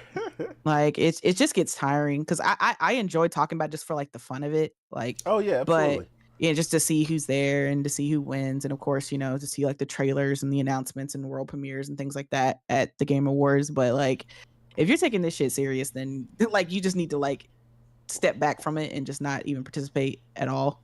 Oh yeah, because I've had several Because at years the end of where the I don't day, expect my game of the year to win. So yeah, I mean, like I said, I like my like between Expedition 33 and Kingdom Come Deliverance are like my two is my game of the years, right? And I've over here like I'm already committed to like I don't think Kingdom Come Deliverance 2 will be nominated. Like it could be, but I mean I it's one of those that I think that they'll be like that's on like kind of like the waiting list. Like it may or it may not, right? It'll yeah, be the one of the substitutes, right? And that doesn't bother me at all. I'm like, okay, if it is, it is. If it's not, it's not. Like I enjoyed that game. I love that game. That game's still getting support. Like the a DLC is releasing, I think, this week for it too. So I'm just like, I don't care. Whether it gets it or not. Like, do I feel like it deserves it? Sure. But it's not gonna bother me if it doesn't. Um, but the games that are nominated for what's Golden this award? Joystick. This is the this Golden is the Joystick Golden Joystick. Ultimate Game of the Year award is what they call Yeah. it. Yeah. I think that's cool. I do like golden joysticks Format. way of format of voting for games. Just because one, they just don't limit it to 6, and especially that might have flew like last year because it was kind of like we had a solid lineup and we kind of knew the games that were going to be there, and we could have like Mm-hmm. substituted one or another, or we could maybe had like 5 strong ones and then trying to determine which one was going to be the 6th one. But in the year of our Lord 2025, like it's just way too many great games to just limit it to 6. Um, but yeah, I think that's cool that they've gotten this long list. I think all the games up there, I think they're rightfully so. I don't have any complaints about the list. It looks good. I'd be curious to see who wins Game of the Year. When it comes to Golden Joysticks, I think you know, um, they don't always line up with the Game of the Year for like Jeff Keighley's show. So it'll be True. curious to see what the Game of the Year is at the Golden Joysticks. Um, but yeah, the controversy itself is just stupid. Like I said, people fighting over stupid shit. I mean, if you like Arc Raiders, there's nothing wrong with that. That's cool. Like it Exactly. seems from all of the reviews and everything, it's doing a lot better than a lot of live service and first person shooter games that I've seen. Like it's got like a 85 or something like that on Mm-hmm. Metacritic and like a 91 or 92 on OpenCritic. That's great. That's fantastic. It sounds like that people like it and the players that are playing it are enjoying it and that the developers are doing their job and giving a fun, extraction shooter. Looks like uh Bungie has some competition for Marathon whenever the hell that comes out because it looks like people already have the extraction shooter that they want. So good luck Exactly. to Bungie. But yeah, I mean if you love the game and you're having fun with it, there's no need for it to like there's not a necessity for it to win Game of the Year. Like it's just Literally zero. and that's not me saying I don't think it deserves it. I'm just like it's just there's no need to be fighting about it, like whether it gets it or not. Like you're having a good time in the game, you're playing the game, so who cares? These are all fluff ass awards anyway, just made up by journalists and stuff. Like who cares? Um, I was like, it winning Game of but the Year isn't gonna make you play it. Like, yeah, like you're already playing it, you're already enjoying it, you're already having a great time with it, right? So it's like who cares? Like I said, if Expedition or Kingdom Come doesn't win, I don't care. Like at the end of the day, um, it'll be interesting to see who does, but it won't bother me. But yeah, I am looking forward to it because I do enjoy seeing just the camaraderie and the announcements and things like that. The drama around it is kind of funny though to watch and watch people freak out and pull their hair about this kind of stuff. 'Cause it's usually the people who play the least that have the most to say about this kinda Oh yeah. stuff. yes. So it's always kind of funny how that, correlation works out. Uh, and it's usually people who haven't even beat the game that they're championing to be game of the year. So it's like you yourself haven't even you didn't feel the game was worth you completing, but you it's enough for you to champion it. Like that doesn't make sense to me. Um But yeah, I am looking forward. I will definitely be watching the Golden Joysticks. Curious to see who's going to host this year because it was So it was Golden it's Joysticks that been hosted last year, right? yeah, Ben hosted it last year. This year it's going to be the voice actress for the upcoming Requiem, so Resident Evil.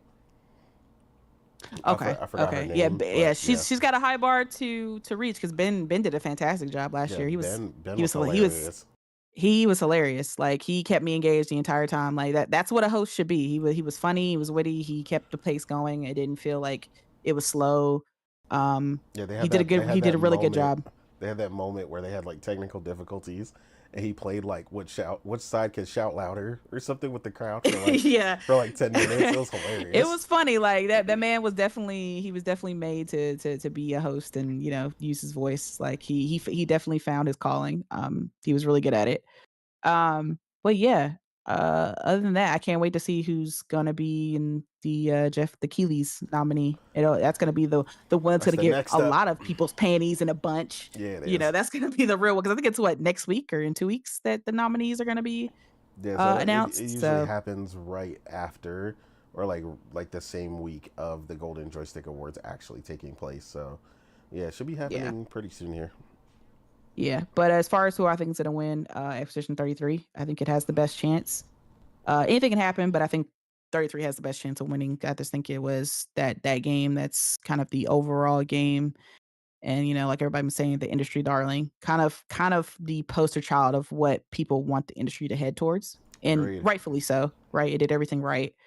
Um, it gave you that AAA feel with the smaller budget without having to like I said, these overinflating budgets that a lot of AAA 200 and 300 million. do right now, and great story, great character development, all on UE5 that wasn't, fucking up for the most part. So, they checked all the boxes of what people want and what people have been complaining about.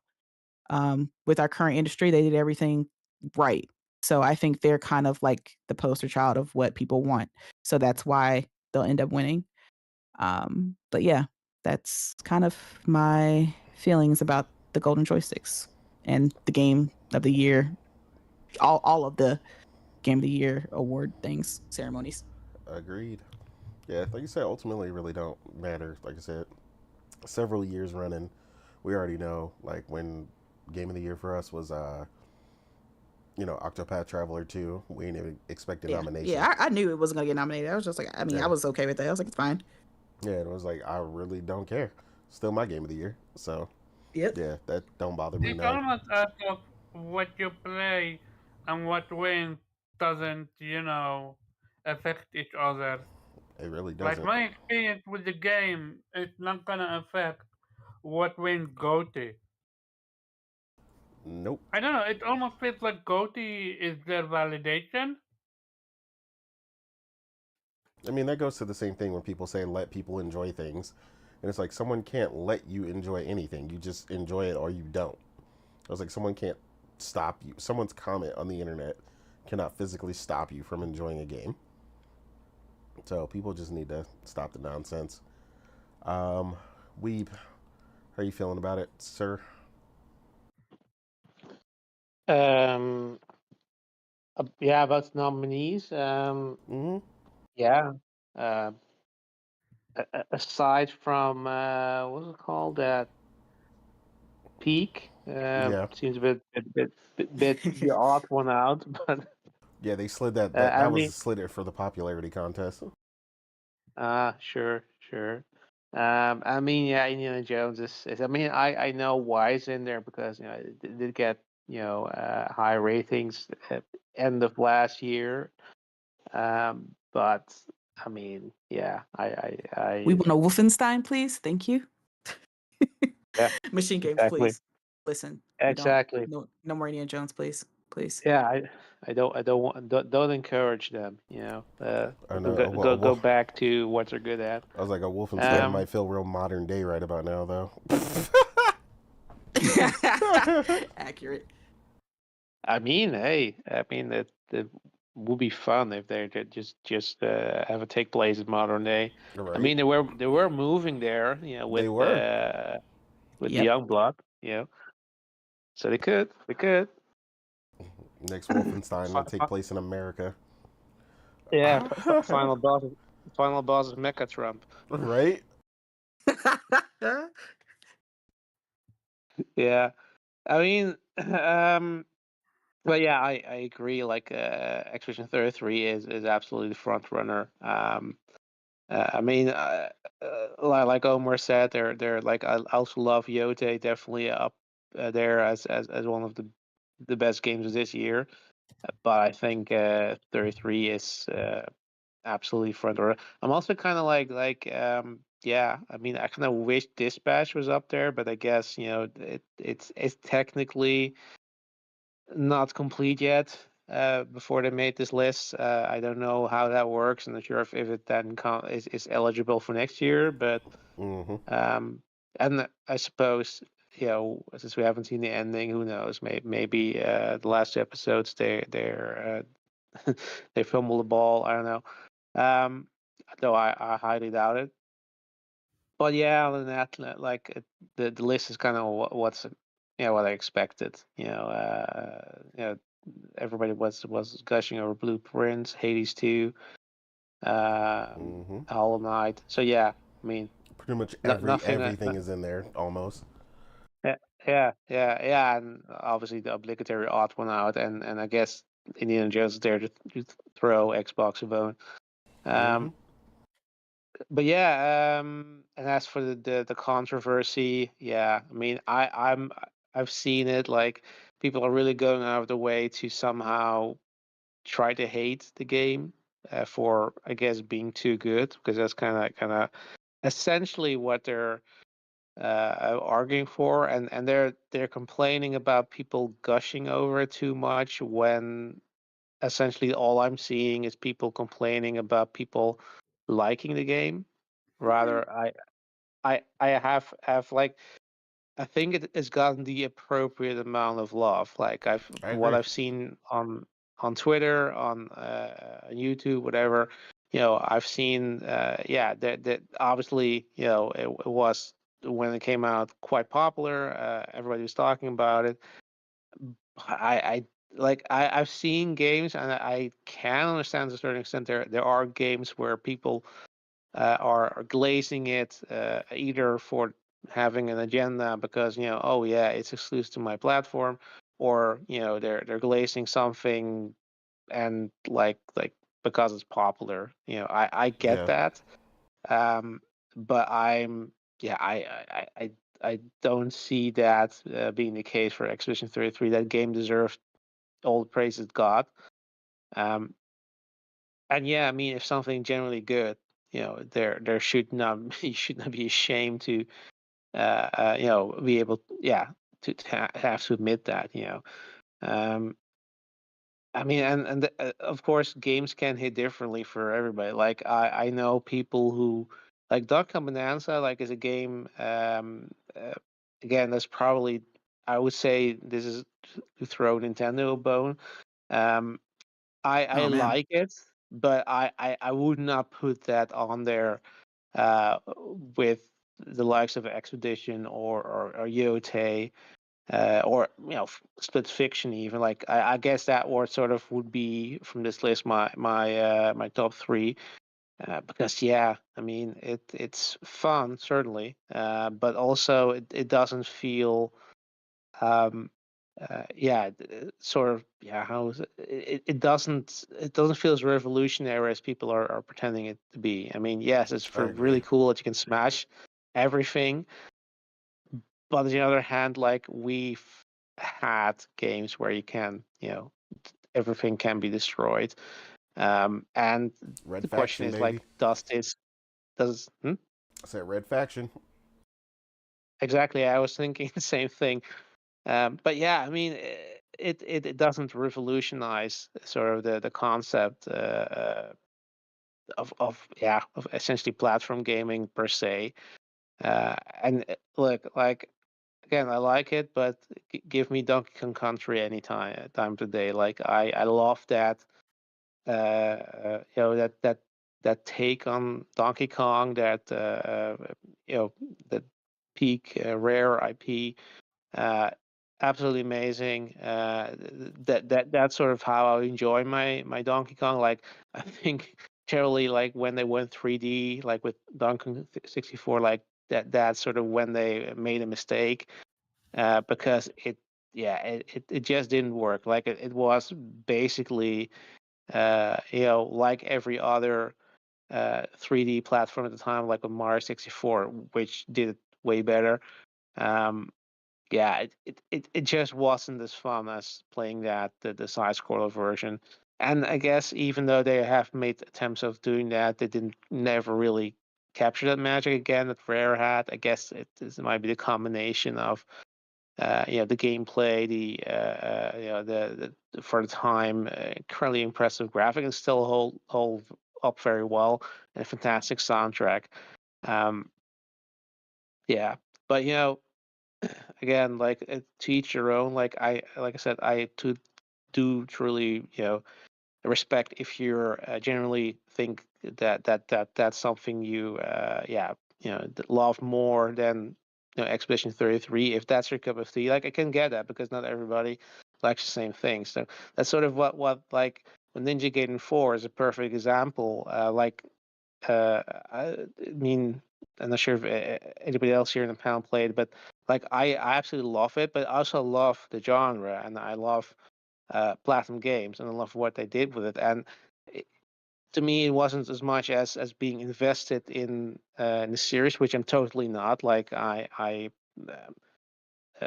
maybe played like I didn't even play 3 in the front, which maybe for the better because most people say it's awful, but but I absolutely loved it. Like I didn't even feel like I needed to have played everything in that franchise to appreciate it, because obviously they had you play as a different character. It's still within the same timeline, still a sequel, but it felt different enough where you're like, okay, you're not really feel like you're held back, or you're missing something.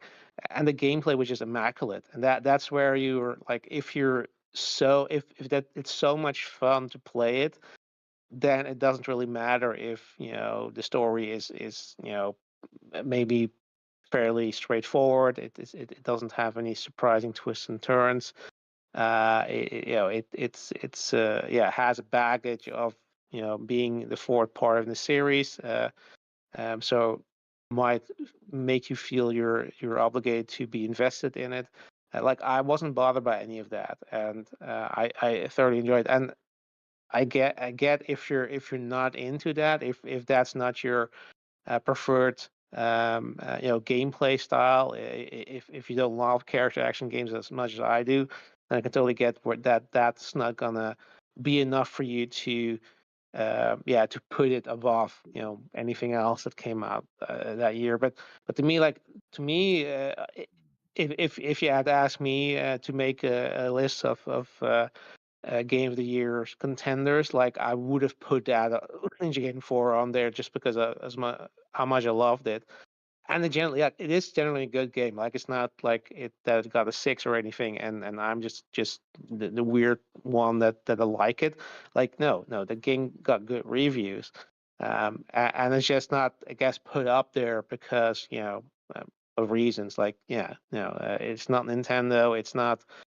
I guess sort of, yeah, sure. Indiana Jones got higher review scores, I think, in the end, and it's, I guess, a new IP in a way, like it's existing IP, but it's just like Spider-Man, Marvel Spider-Man, and something like, is it its own take on the IP. So it's not that they're that the Machine Games or Microsoft made a previous Indiana Jones game.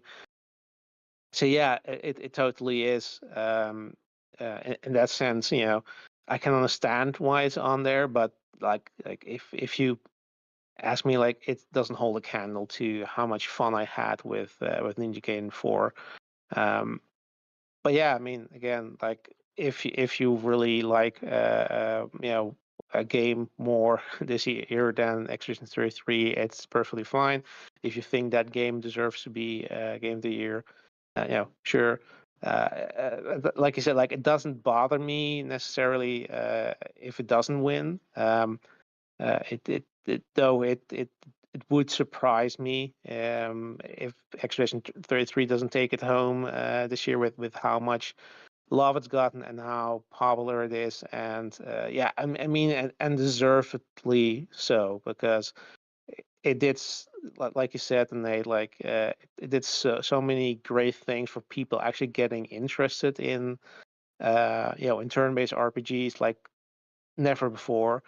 I've heard so many like I've talked with so many people also, in my surroundings who played it, who were like, oh yeah, they were so impressed by the game. They're like, I mean, I've talked to people. I said, like, I know that you're gonna love this game because, like, I know, for example, you love Final Fantasy, and people, and like you said, like, there's people who don't like turn-based RPGs, and they love it, and that's just saying something. That's just how good of a job they did, that they were able to reel in people who would normally never touch a game like that.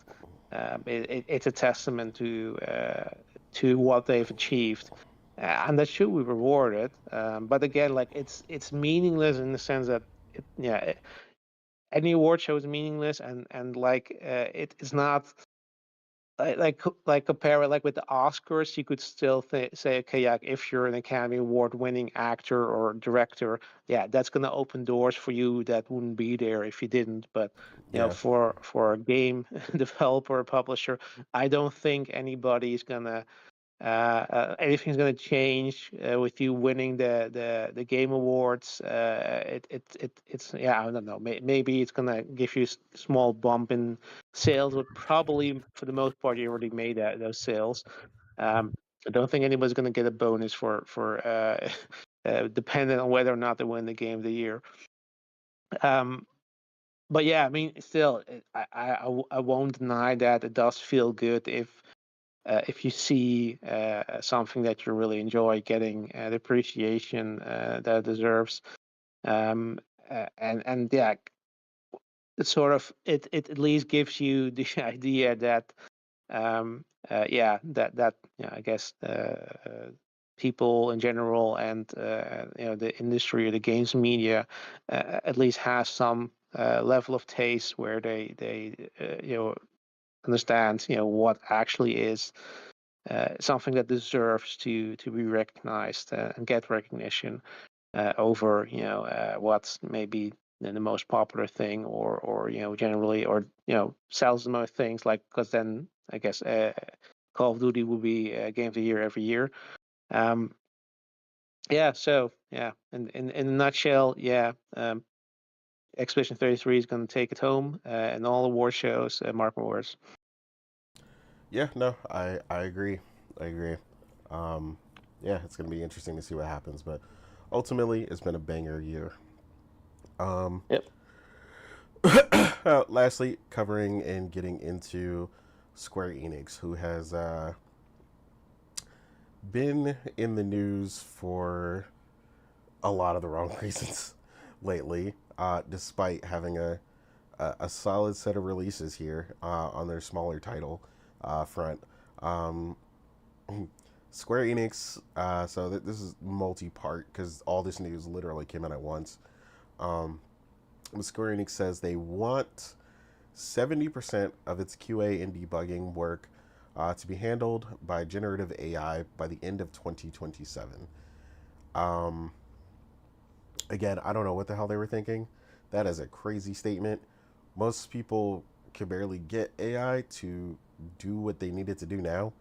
When it comes to editing an image and all these other things, and it's like, again, you're trying to decrease again, as many avenues as possible, from a business aspect, this overall operational cost, which they also reported is basically where they were profitable this year. So their net sales were down, reported here 15%, but they had a plus operational cost of 28.8%. And obviously, the way they achieve that is layoffs.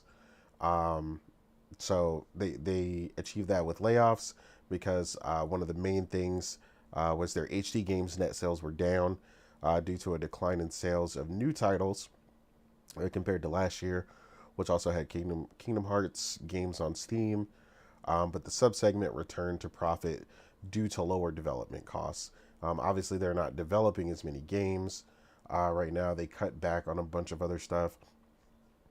They were trying to do. Obviously, we've seen Square Enix kind of scrambling, doing Foam Stars and all this other stuff that you could immediately tell wasn't a hit. And then you had them. I mean, you could just kind of look at their releases here that I pulled up on screen and see where those issues are, right? You've got Final Fantasy 16 and Rebirth, which both sold a little over 3 to 3.5 million, probably a little more in the meantime, right? Where they've gone on sale and whatnot from that time frame, maybe released on another platform. But again, we've had no other sales milestones announced for either one of these, so it seems like neither one of them really surpassed 5 million at this point. Then, largely they were releasing they kind of went into the remake / remaster subset with the Romancing Saga series, obviously Final Fantasy Tactics, Evilist Chronicles, which definitely needed a remake, and then obviously the remakes for Dragon Quest 3 and now Dragon Quest 1 and 2, which just released, and then they announced their reimagined Dragon Quest 7. But again, none of those are going to break records or do the numbers that Square Enix is really looking for, in all honesty. So they are essentially cutting costs on the operational front because of that, right? Trying to recuperate this, and we've seen the result of some of this in some other fields, right? Where companies have tried to overcompensate for some of the layoffs.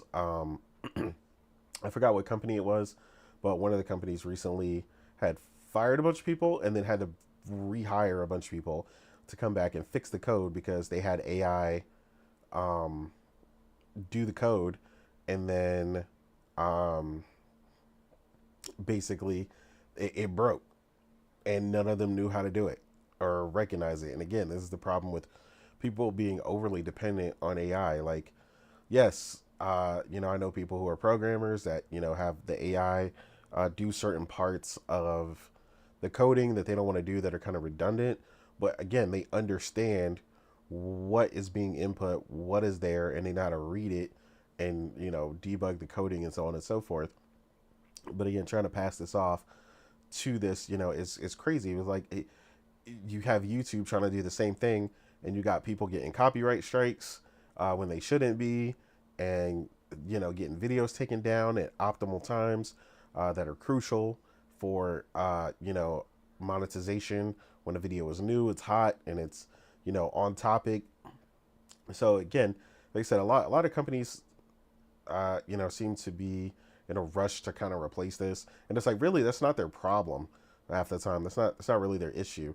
Like I said, you can look at the release schedule here and see where the issues have kind of resulted for them, right? Like I said, at one point, a Final Fantasy release, and you wouldn't expect less than 10 million sales, right? And going multi-platform is not the rescue that it's going to be, because that's what we're talking about here in the strategy. Excuse me. About, it being multi-platform. Again, we've seen the result of several of these games releasing multi-platform, only to not still ultimately just basically sell the same. So that's not the solution either. Square has really got to dig deep, go back to the roots of what people really want from them, right? They met with the Expedition33 team earlier this year, talked about, an exchange and understanding. One of the main things, and, this was in the conversation we were having before about people, coming at Expedition33, but people were in the comments and they were like, look, it gave me, I was reading through the comments earlier and somebody said, it gave me what I wanted from Square. They seem to be hell-bent on abandoning turn based and running towards action and going for a certain type of game. And this game gave me what I wanted from a big budget Final Fantasy, with a more realistic tone, a much more grounded story. And, again, Square is not, they seem kind of lost in their creative mindset about what their fans really want from them, versus what they were known for over the years and trying to be known as something else. They seem kind of an identity crisis, to be honest, is what kind of seems to be going on at Square. Um, a combination of an identity crisis while trying to find some form of overarching amount of profitability, right? And it's like, well, you're not going to really return to that level of profitability without releasing titles that people want from you. And that's really the biggest thing, right? Um, so yeah, I appreciate a lot of these releases as someone who plays these titles. Um, but again, like I said, we spoke about something that Square has been chasing for a while, which is that new audience while maintaining being an RPG developer, right? And clearly, going action alone or at all, is not specifically the answer because that hasn't resulted in the sales that they thought they were going to get. Um, so I think they need to pay attention, and I hope they are paying attention to the lessons that are, basically on display here when it comes to what people expect from an RPG, from a title like Expedition 33. What take the things away that they did right. And like I said, it's not that you necessarily even have to be, um, turn based, right? There's a lot of other things that were done in Expedition 33 that just a lot of other people weren't doing. Um, like I said, and whether or not you love like the anime art style, I do as well. But I've also been critical of saying that some of the developers are overly dependent on this lower end style, these PS3 grass textures, uh, you know, kind of style that's been going on with more HD styled JRPGs. So there's a lot to be learned here, but especially from Square, who is known to be the big budget AAA JRPG deliverer. If they really want to return to form here, hopefully, like I said, that's the case. But I don't really know what they're gonna do as far as this whole the results of what's going to be this 70% if they get this with this AI generative stuff. We're obviously seeing the effects of AI across many industries right now, and a lot going on. We're seeing some of the mistakes of that right now with the AWS outage. That was largely attributed to some AI coding that was messed up. And again, we keep warning these people about this, but we keep having companies wanting to jump full force into some automation, thing where they believe they're going to get this no employee having, you know, money making machine, and it's like that's not how it works. Um, but yeah, uh, first let's go. I'm gonna go to Morgan first on this one. As someone who is a newer fan of Square, you're loving what they're doing in their HD 2D era, especially when it comes to their best franchise in that, which is Octopath. How are you feeling about the release cadence and things that you are seeing from Square Enix reports, and also what do you hope to see from them in the future? Yeah, to be honest, I'm not a fan of Square. I didn't really grow up with Square like that. I just started getting to some of their games, and from the games that I've played, the only really one that I liked was Octopath. So, me personally, I don't really care what happens to them. They can, but they're gonna need to sell off the Octopath IP before they go. If It's they just if like I'm they gonna need plan that. on going down, they need to let somebody else have that IP, right? But yeah, I mean, it just So Square you so seems, you're seems so to you're be not overly. impressed. You're not impressed with them as a newer fan. No, not really. I Okay. mean, Square seems to be like over reliant on Final Fantasy, and I don't really care about Final Fantasy. Um, they're going all in with these, spending way too much money on these damn remakes. Squishing or expanding this one game into a trilogy that's taken like 10 years to make. Like I don't know, it just seems kind of ridiculous. Like I get the importance, I guess, of and significance of Final Fantasy VII, but I just feel like they kind of went they kind of went and just overdid it. And they're like the reason is like the reason these profits are it's just they're just spending way too much money on these damn games. Like, and then we got Rebirth, which was just this crazy over bloated mini game, throw up ass game. Like it was just it's just doing too damn much. And then oh boy Mm-hmm. talking about he want to put more mini games in the next one. I'm like, bro, like somebody needs to like hose this man down, calm him down. He's doing too much. But yeah, I just feel like when you look at something like Expedition 33, and you're just like what they were able to do on a budget that was probably 5 times lower than that of Final Fantasy 7, you just kind of scratch your head and be like, what is it exactly that Square is doing? Like I just don't understand. And then, you had Sandfall actually visit Square Enix, and I remember they did that a couple months ago, and I posted in the chat, and I was just like, I just hope Square was in there listening and taking notes, because it's like if you want to get to a place where your net profits are up and your spending is down, right?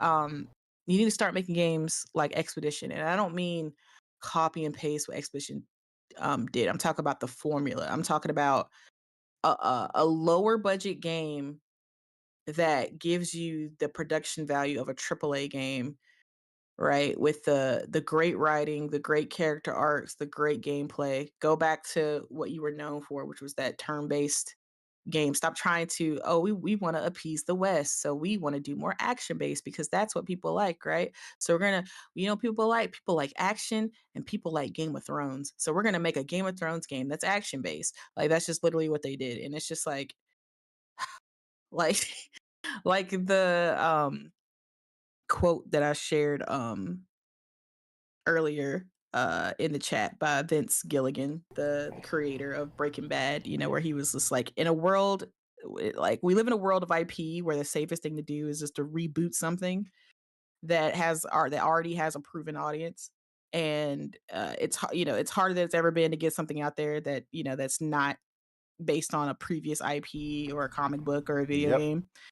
And every generation deserves its own stories instead of just stories of their grandparents. And it's just like that resonates with not only just movies and television, but gaming. How it's just like people just want to take the safe bets, right? And for right now, Square's safe bet is to keep, is to remake these Final Fantasies that have already proven successful. Yeah. Instead of, doing what people you have loved them for, which they were different from everybody else, was just the turn-based JRPG narrative games that people enjoyed that they were making. And now they're trying to just appease people by going with what they think people will like instead of what they're good at and what they're known for and what they strive to be the best in. It's honestly sad. And honestly, I'm not upset about this because this is kind of what Square deserves. Hopefully this will be the kick in the pants that they need to get their crap together and stop with these over inflated budgets towards games that aren't giving them back what they put in it.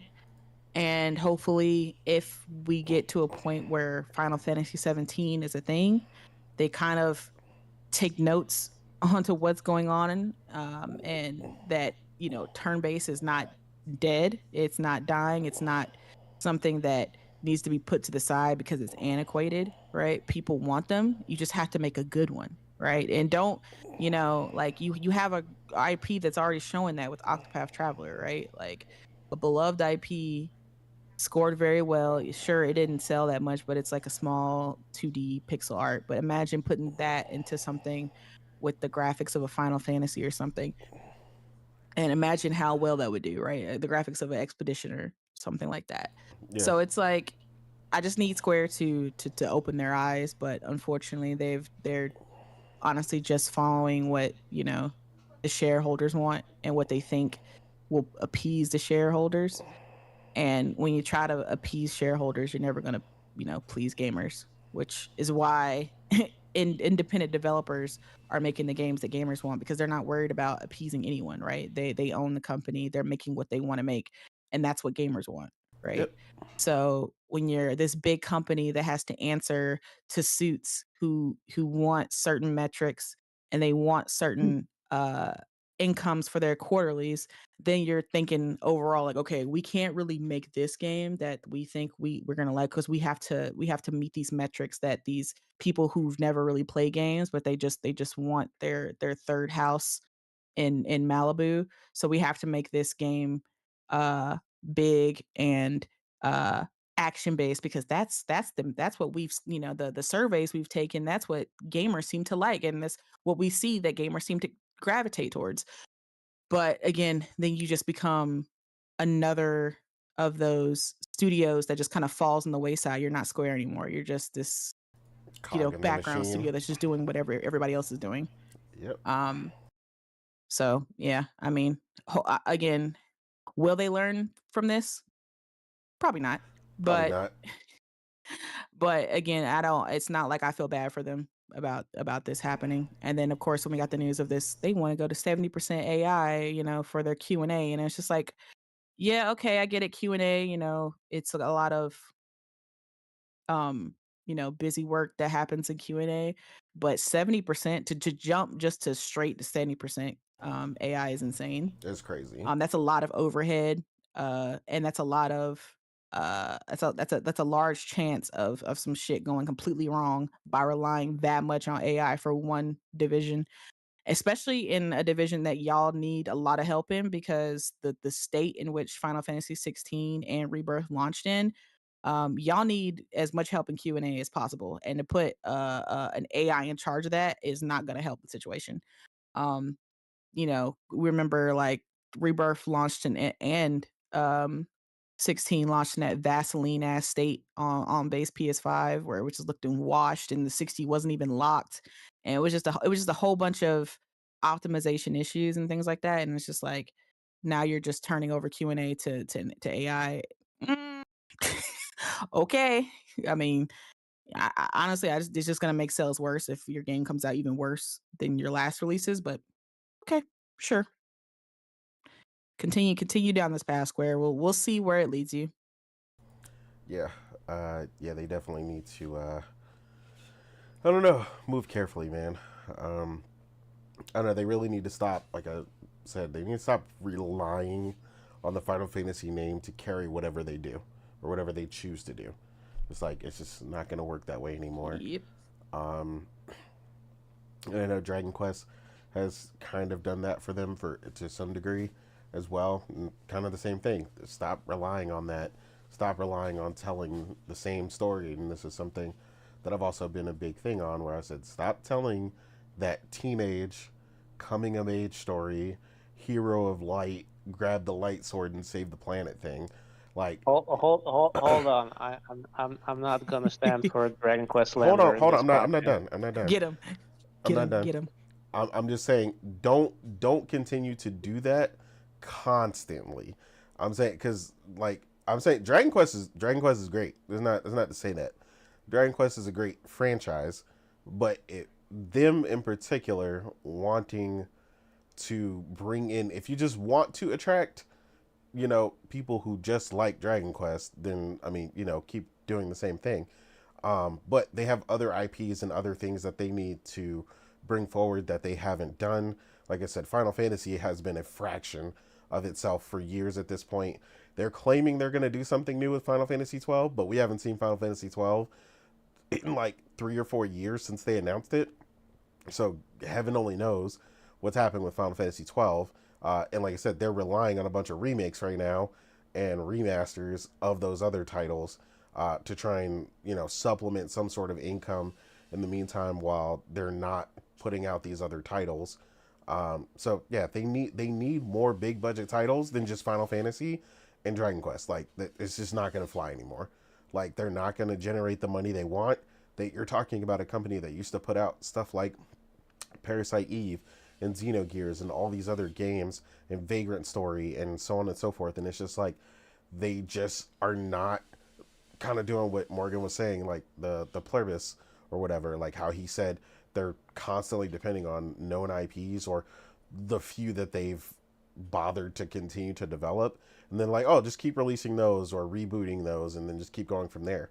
It's like, again, that money every year is getting less and less and less, and you're just getting the same people supporting those titles, and if it's not enough, like, it's not going to be enough next time you do it, and it's just going to become less and less, because I mean, a lot of those people are not investing in those titles either, or they're like, I've had enough of those titles, and they're kind of falling off. So yeah, Square definitely needs to step it up in a bunch of different factors, especially in the AAA space specifically.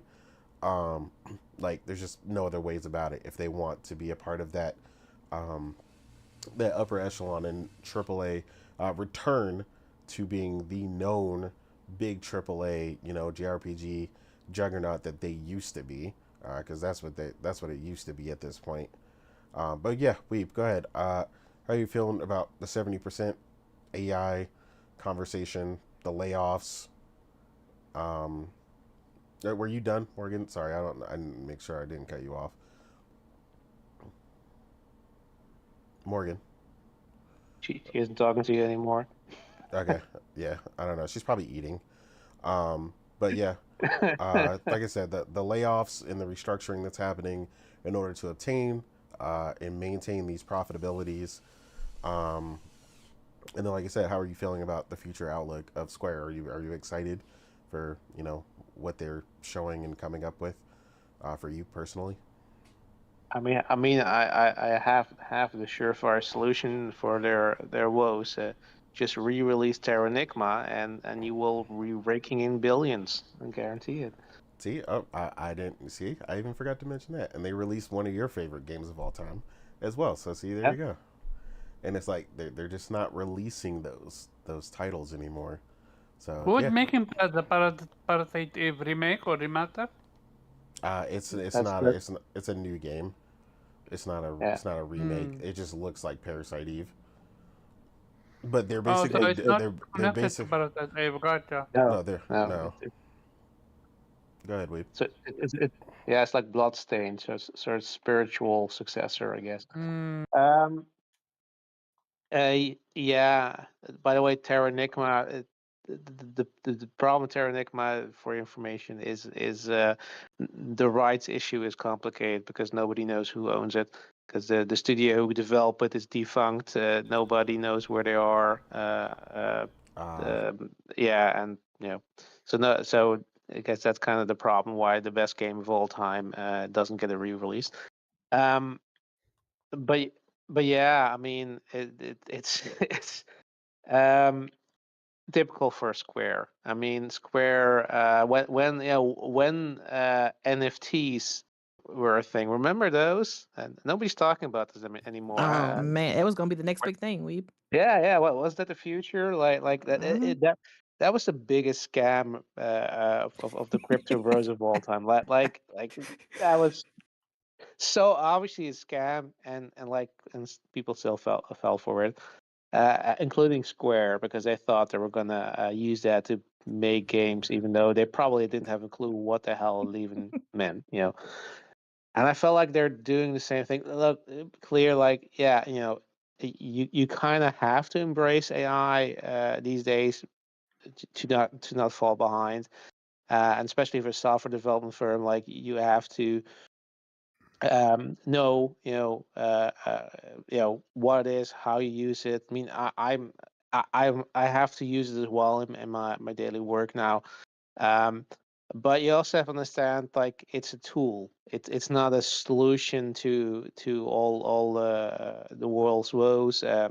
Probably even contributing to it, but that's a different discussion. But looking at it like I mean, we've seen like getting back to Microsoft, like there's memes going around when they like release an update that sort of causes I think it was like causes Task Manager to say when you close it actually opens it again and again and again, and that's kind of what was like with the latest update that was apparently generated by AI and nobody checked it, and that's Yep. kind of The perfect example of how not to use AI, you should never use it to just automatically push that code and nobody checks it. Like it's a tool. It should be used to assist you. It should be used, as you mentioned, to do the things you don't want to do or routine things. But yeah, I mean, you have to be very careful. You know that AI can hallucinate, so you have to be make sure that you're giving the right prompts. You have to, I mean, like things like calculations are generally notorious. People who use AI will tell you like, yeah, don't rely on AI to do calculations. Like you don't want AI to do your tax returns because you probably will have a visit of the IRS very soon if you do. Yeah. But yeah, use it for what it can do, and I mean Q&A. Sure, you can use AI to create automated testing. Sure, but on the other hand, like it's not gonna. Um, I mean, the current model of AI are not. They're not actual intelligence as it were. They're large language models. They're just essentially approximating or of like, okay, like if you enter like an idiom, you type in part of it and they will complete it, because most people who type these words in this sequence will finish it with the next word to complete the idiom, right? So that's how it works. And yeah, if you type in something that's very ambiguous, or something that's can have like 100 different possible answers, then it might get it more often wrong than when you're being very concise. And that's sort of where I see the problem here is that especially for games, like Q&A is of course important for any software, but especially for games, because you can, like, if you're developing a piece of software that's for business, sure, if you have a bug that can be detrimental, but you can fix it. And yes, you can also fix bugs in games, but if you have an extremely flawed game experience that sort of ruins it for you because you didn't properly test it. And it's very hard to get that audience back, even if you like. There's so many games that launched terribly broken, and then they fixed it, and then, like, I mean, there are examples of success cases like Cyberpunk, for example. But there's also plenty of games where, they fix it later on. I think like Assassin's Creed Unity is a perfect example. Like the game runs fine now, but like it was too late. Like damage was already done. Like people are not gonna just jump back in the game when there's so many other things coming along. Like they're not gonna wait a month after they bought the game and go back and see if it's fixed, because they remember their first impression, and you only have Yeah. one chance for a first impression. Yeah, if you fail, you fail, and that's why Q&A is so important, because there are plenty of games who could have been great, if they had properly invested in Q&A, or took their time for that, and made sure that the game came out as polished as possible. Um, yeah, so I'm kind of concerned indeed, how, because the thing is, like, Square, if anything, at least I don't have any complaints about their the quality of the code they deliver, right? It like I don't remember many Square games where there were plenty of bugs. Like when I started the game up, played the day one, and it was in severe need of patches. If anything, yeah, they're very well, yeah, able to deliver quality in that sense. They do take their sweet ass time. Which is, I think, the problem with, especially with their Final Fantasy games, but I guess with a lot of games, that they're so long in development because they keep on. They're like, normally we would call it development hell, but with Square, that's sort of their normal development process. Yeah. I mean, we have an example of a Final Fantasy title taking 10 years in development, and any other studio would have canceled the game, but they and I guess in that sense respected them that they continue it. But on the other hand, yeah, don't be surprised that you're not going to meet your sales goals, or at least the sales goals the game needs to recoup those investment, because you made that choice.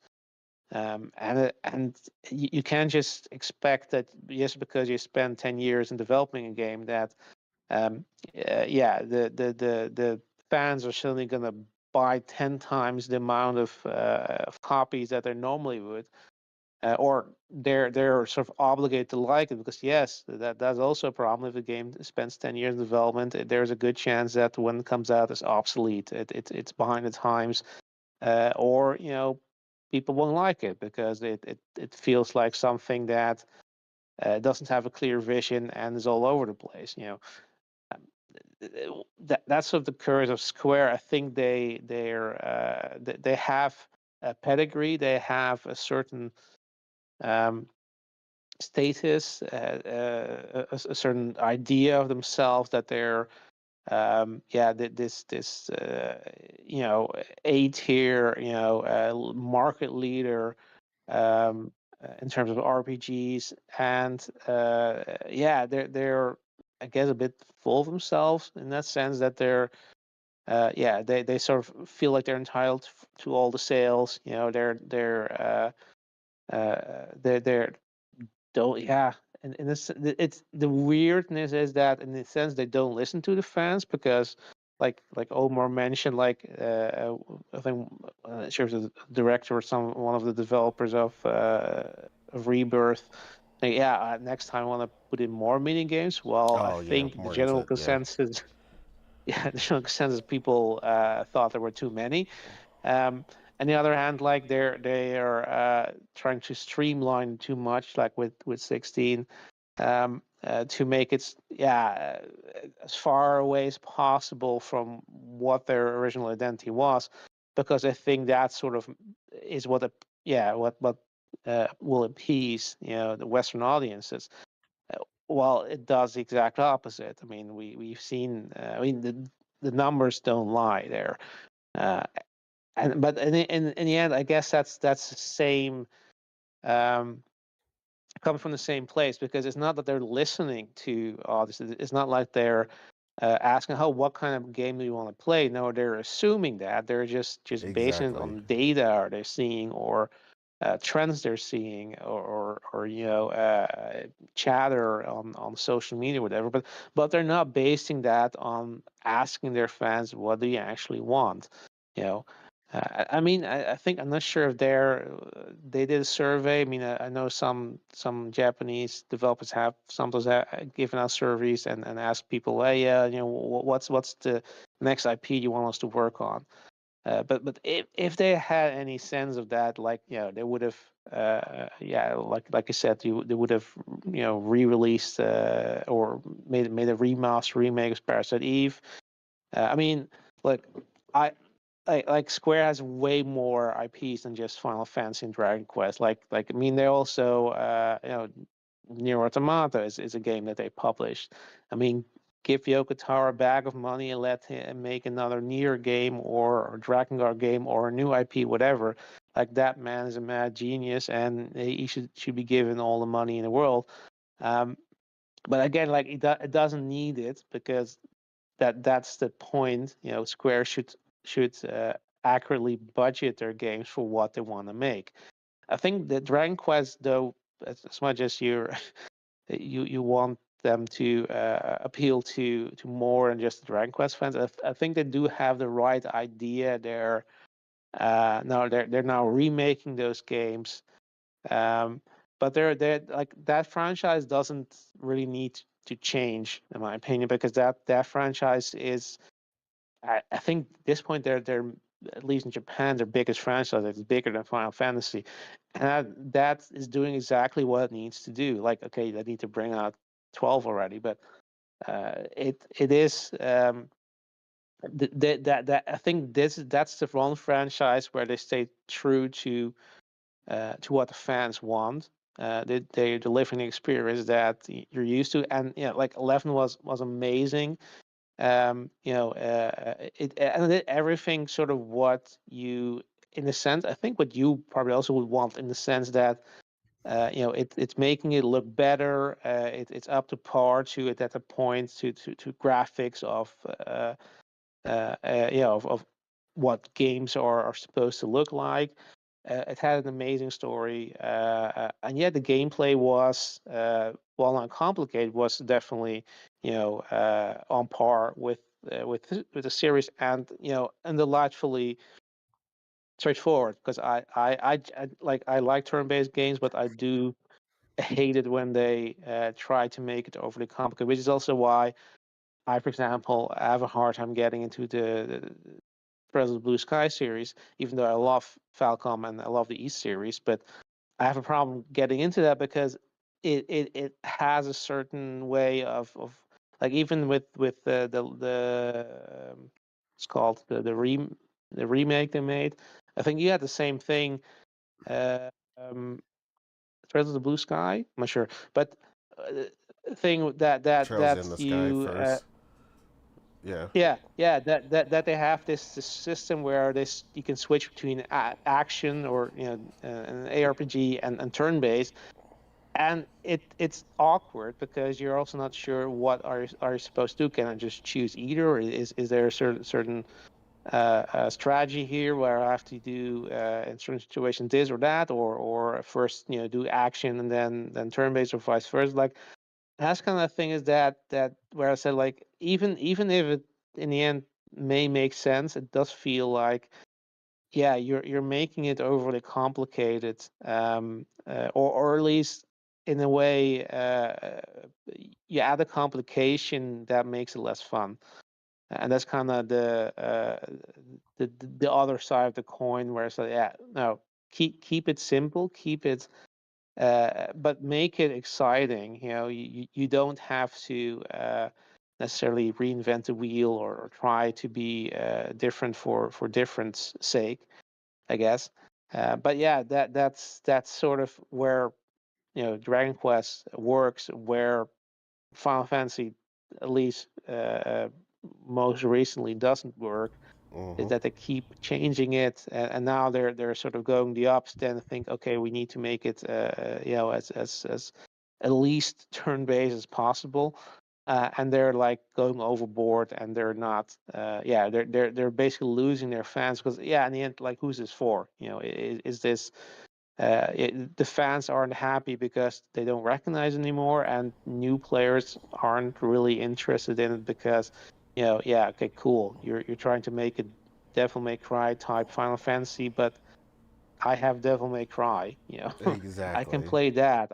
Or Ninja Gaiden 4, perfect example of of a character action game that knows what it's doing because it's made by the masters, Platinum Games. And not to say that Six Seas Combat System was bad in any way, but it also wasn't very interesting, and that's kind of the worst thing you can be, as a game not being interesting, because then people, you're not giving anybody an incentive to care, and that's kind of, like I said, that sort of the curse of Final Fantasy. I think they should still, of course, you should always adhere to your creative vision. Don't try to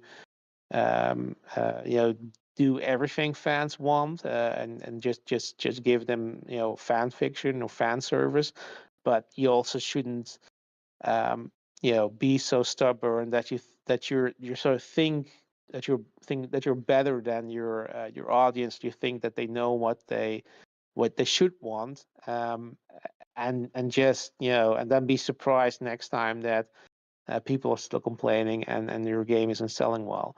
And so, looping back to the topic, like, like I said, with AI, I think Square is again chasing a trend that they don't quite understand, and probably it is going to come back to bite them. But as with many companies where that don't have a measured way of implementing AI into their way of working, they might come back.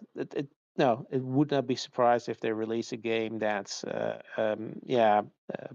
has so many awkward bugs or awkward coding mistakes where you're like, okay, yeah, this could have been completely avoided, and then you're even further from where you want to be, because you're not only not meeting your sales targets, but you're also failing to deliver on quality, and that could ruin your reputation. So you have to be very careful about that, because if people are going to associate you with buggy codes and the like, then you should not be surprised if people are going to ignore you, or going to be very cautious with buying your games day one, if they can be certain that you're doing your quality assurance properly. But yeah, I mean, it is, and tied to that, of course, is indeed the people that they've let go. Also, never a fun story to hear. But yeah, I mean, I certainly think that Square is gonna duly miss those people, and gonna learn the hard way. That they really need to get their head out of their asses. I think that's sort of the general message. Like, they need to stop chasing trends, stop thinking that they know best what's for the consumers, and understand what they have, what the IPs are they have, use them properly, market them properly, uh, have appropriate budgets. And yes, and certainly Square, I'm not saying Square isn't creative, because they have occasionally come out with new IPs, or revitalize old IPs. But they also need to be cautious that they're yeah, I guess there's also the problem, if you're not bringing on new Final Fantasy, you might be indeed too reliant on Final Fantasy by bringing out a game that's just too much like it, or very sort of derivative of it, and not really having its own identity. Uh, but again, they have plenty of IP that they could go back to, or re-released. I mean, there was talks about, like, re-release Chrono Trigger, and also that some mess up re-release. Like, they had the perfect opportunity with Chrono Cross, and they just did a a half-assed job of remastering that game. Like, while it could have been such a great opportunity to bring that franchise back and maybe do something more of it, but I think you kind of ruin that by just doing a very poor job of bringing back a beloved entry in that series.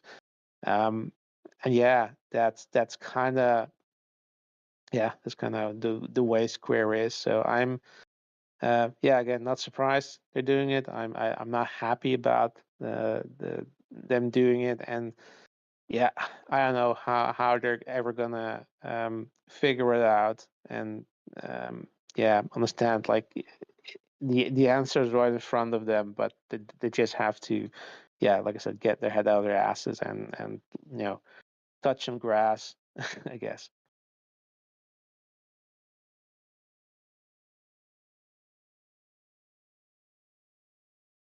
Okay, since there's nobody here, I'm gonna Yeah, take over. yeah. Go ahead. Sure. You can Well- go ahead. Oh, you wanna say something, Nate? No, I was just saying. Go ahead. Is your go? Okay.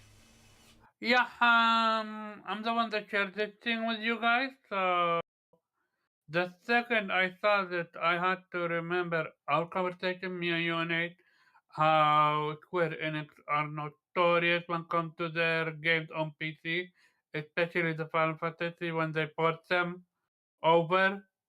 So now, let's focus on this one, shall we? One, they're now in the sense multiplying, in the sense they're putting the games day one on PC. I'm not sure if it's gonna be day one on PC, but it's absolutely gonna be day one on Xbox. So that's already gonna be a lot more work for developers. Number two, again, Square Enix are notorious for releasing buggy uh, games, so that's gonna be a disaster. Number three, and this is the biggest one, AI.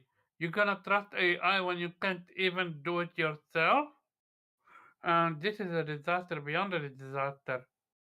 Like, we've been talking about Square Enix decline. Like, I'm gonna go back to 33. There is a reason why people, um, I'm not saying glorified, but like, it, it hit so close to home with 33 because this is literally what we've been screaming Square Enix to become, uh, to to show us that Final Fantasy can evolve and not stay what it is. And I'm not talking going action based. I'm talking turn based because that's what they're literally known for. Like, the entire genre have always been turn-based. Yes, there are some certain games that are a musical, but have always been a spin-off. Like, if 16 was a spin-off, no problem whatsoever. But the fact that it's a mainline Final Fantasy game, it's a disgrace. So we know they sat down with the studio behind 33. We know one of their investors have asked to return back to Coinbase. So I'm genuinely curious what's gonna happen. But at the same time, this AI thing it it's not gonna bode well for us, isn't it? Like, uh I think Morgan or Weeb touched upon it. No, Weeb, how I literally shared you the post where the dude from Square Enix is like, oh, so people didn't like the a lot of mini games. We're gonna double down and put even more. Like, what the actual fuck, dude? Like, that's so infuriating beyond belief. It it it's frustrating. It's genuinely irking because just when you think that they're gonna be good news because they talk to the dev behind 33, we hear shit like this. I think the moment of truth is always gonna be what Final Fantasy 17 is going to be, because I have like the part three of Rebirth or remake or whatever you want to call it, Resurrection. I don't know. Um, they did say they're gonna have a different gameplay, so I'm curious what they're gonna go with then. So I don't know, dude. I don't know what's going on with 33. I mean, Square Enix as a whole. It it's gonna be very eye-opening what's gonna happen with the AI, because I truly believe that AI is gonna plummet. I don't believe that AI is gonna be a success whatsoever. Um, but yeah, I think I've read too much on Square Enix, mostly because it used to be one of my favorite studio out there. So to see the fall from the grades that they used to be is it's painful. And the fact that an indie studio was able to deliver something that they have not reached since Final Fantasy X, in my opinion, is a disgrace. Yeah, I don't know, dude. I the future of Square Enix is looking bleak. uh, it's absolutely looking bleak. But we're gonna see what's gonna happen. And Yeah. fuck Square Enix for this one. No, I mean, like I said, we want them to do well, man. We hope they do well. Yeah, we want We them to hope we do well, see but a look return to at them. form, but yeah. And I But mean, look as at much them. uh, as much as I love Octopath, and I'm sure some of the Dragon Quest fans are loving some of these remakes, none of these are gonna foot the bill to run a company the size of Square Enix without those big releases doing well. So hopefully, Yeah, because they get it together. we had a few good indies, not indies, small ones like they released that top down. I forgot what it's called. We both played it. Not Octo, not Unicorn Overlord, something else. They released it. I forgot what it's called, but it was a good game. Like I enjoyed it. So they're releasing these small games that do well. It's just when you create something like that foam one, where I'm Foam Stars. like, yeah, read the room. Nobody is gonna play that, and they closed it down. And what? It cost them money. So I truly believe they're fucked with this AI thing. We're gonna see. We're Yeah, gonna see. It's gonna be terrible, in my opinion. yeah, we will see.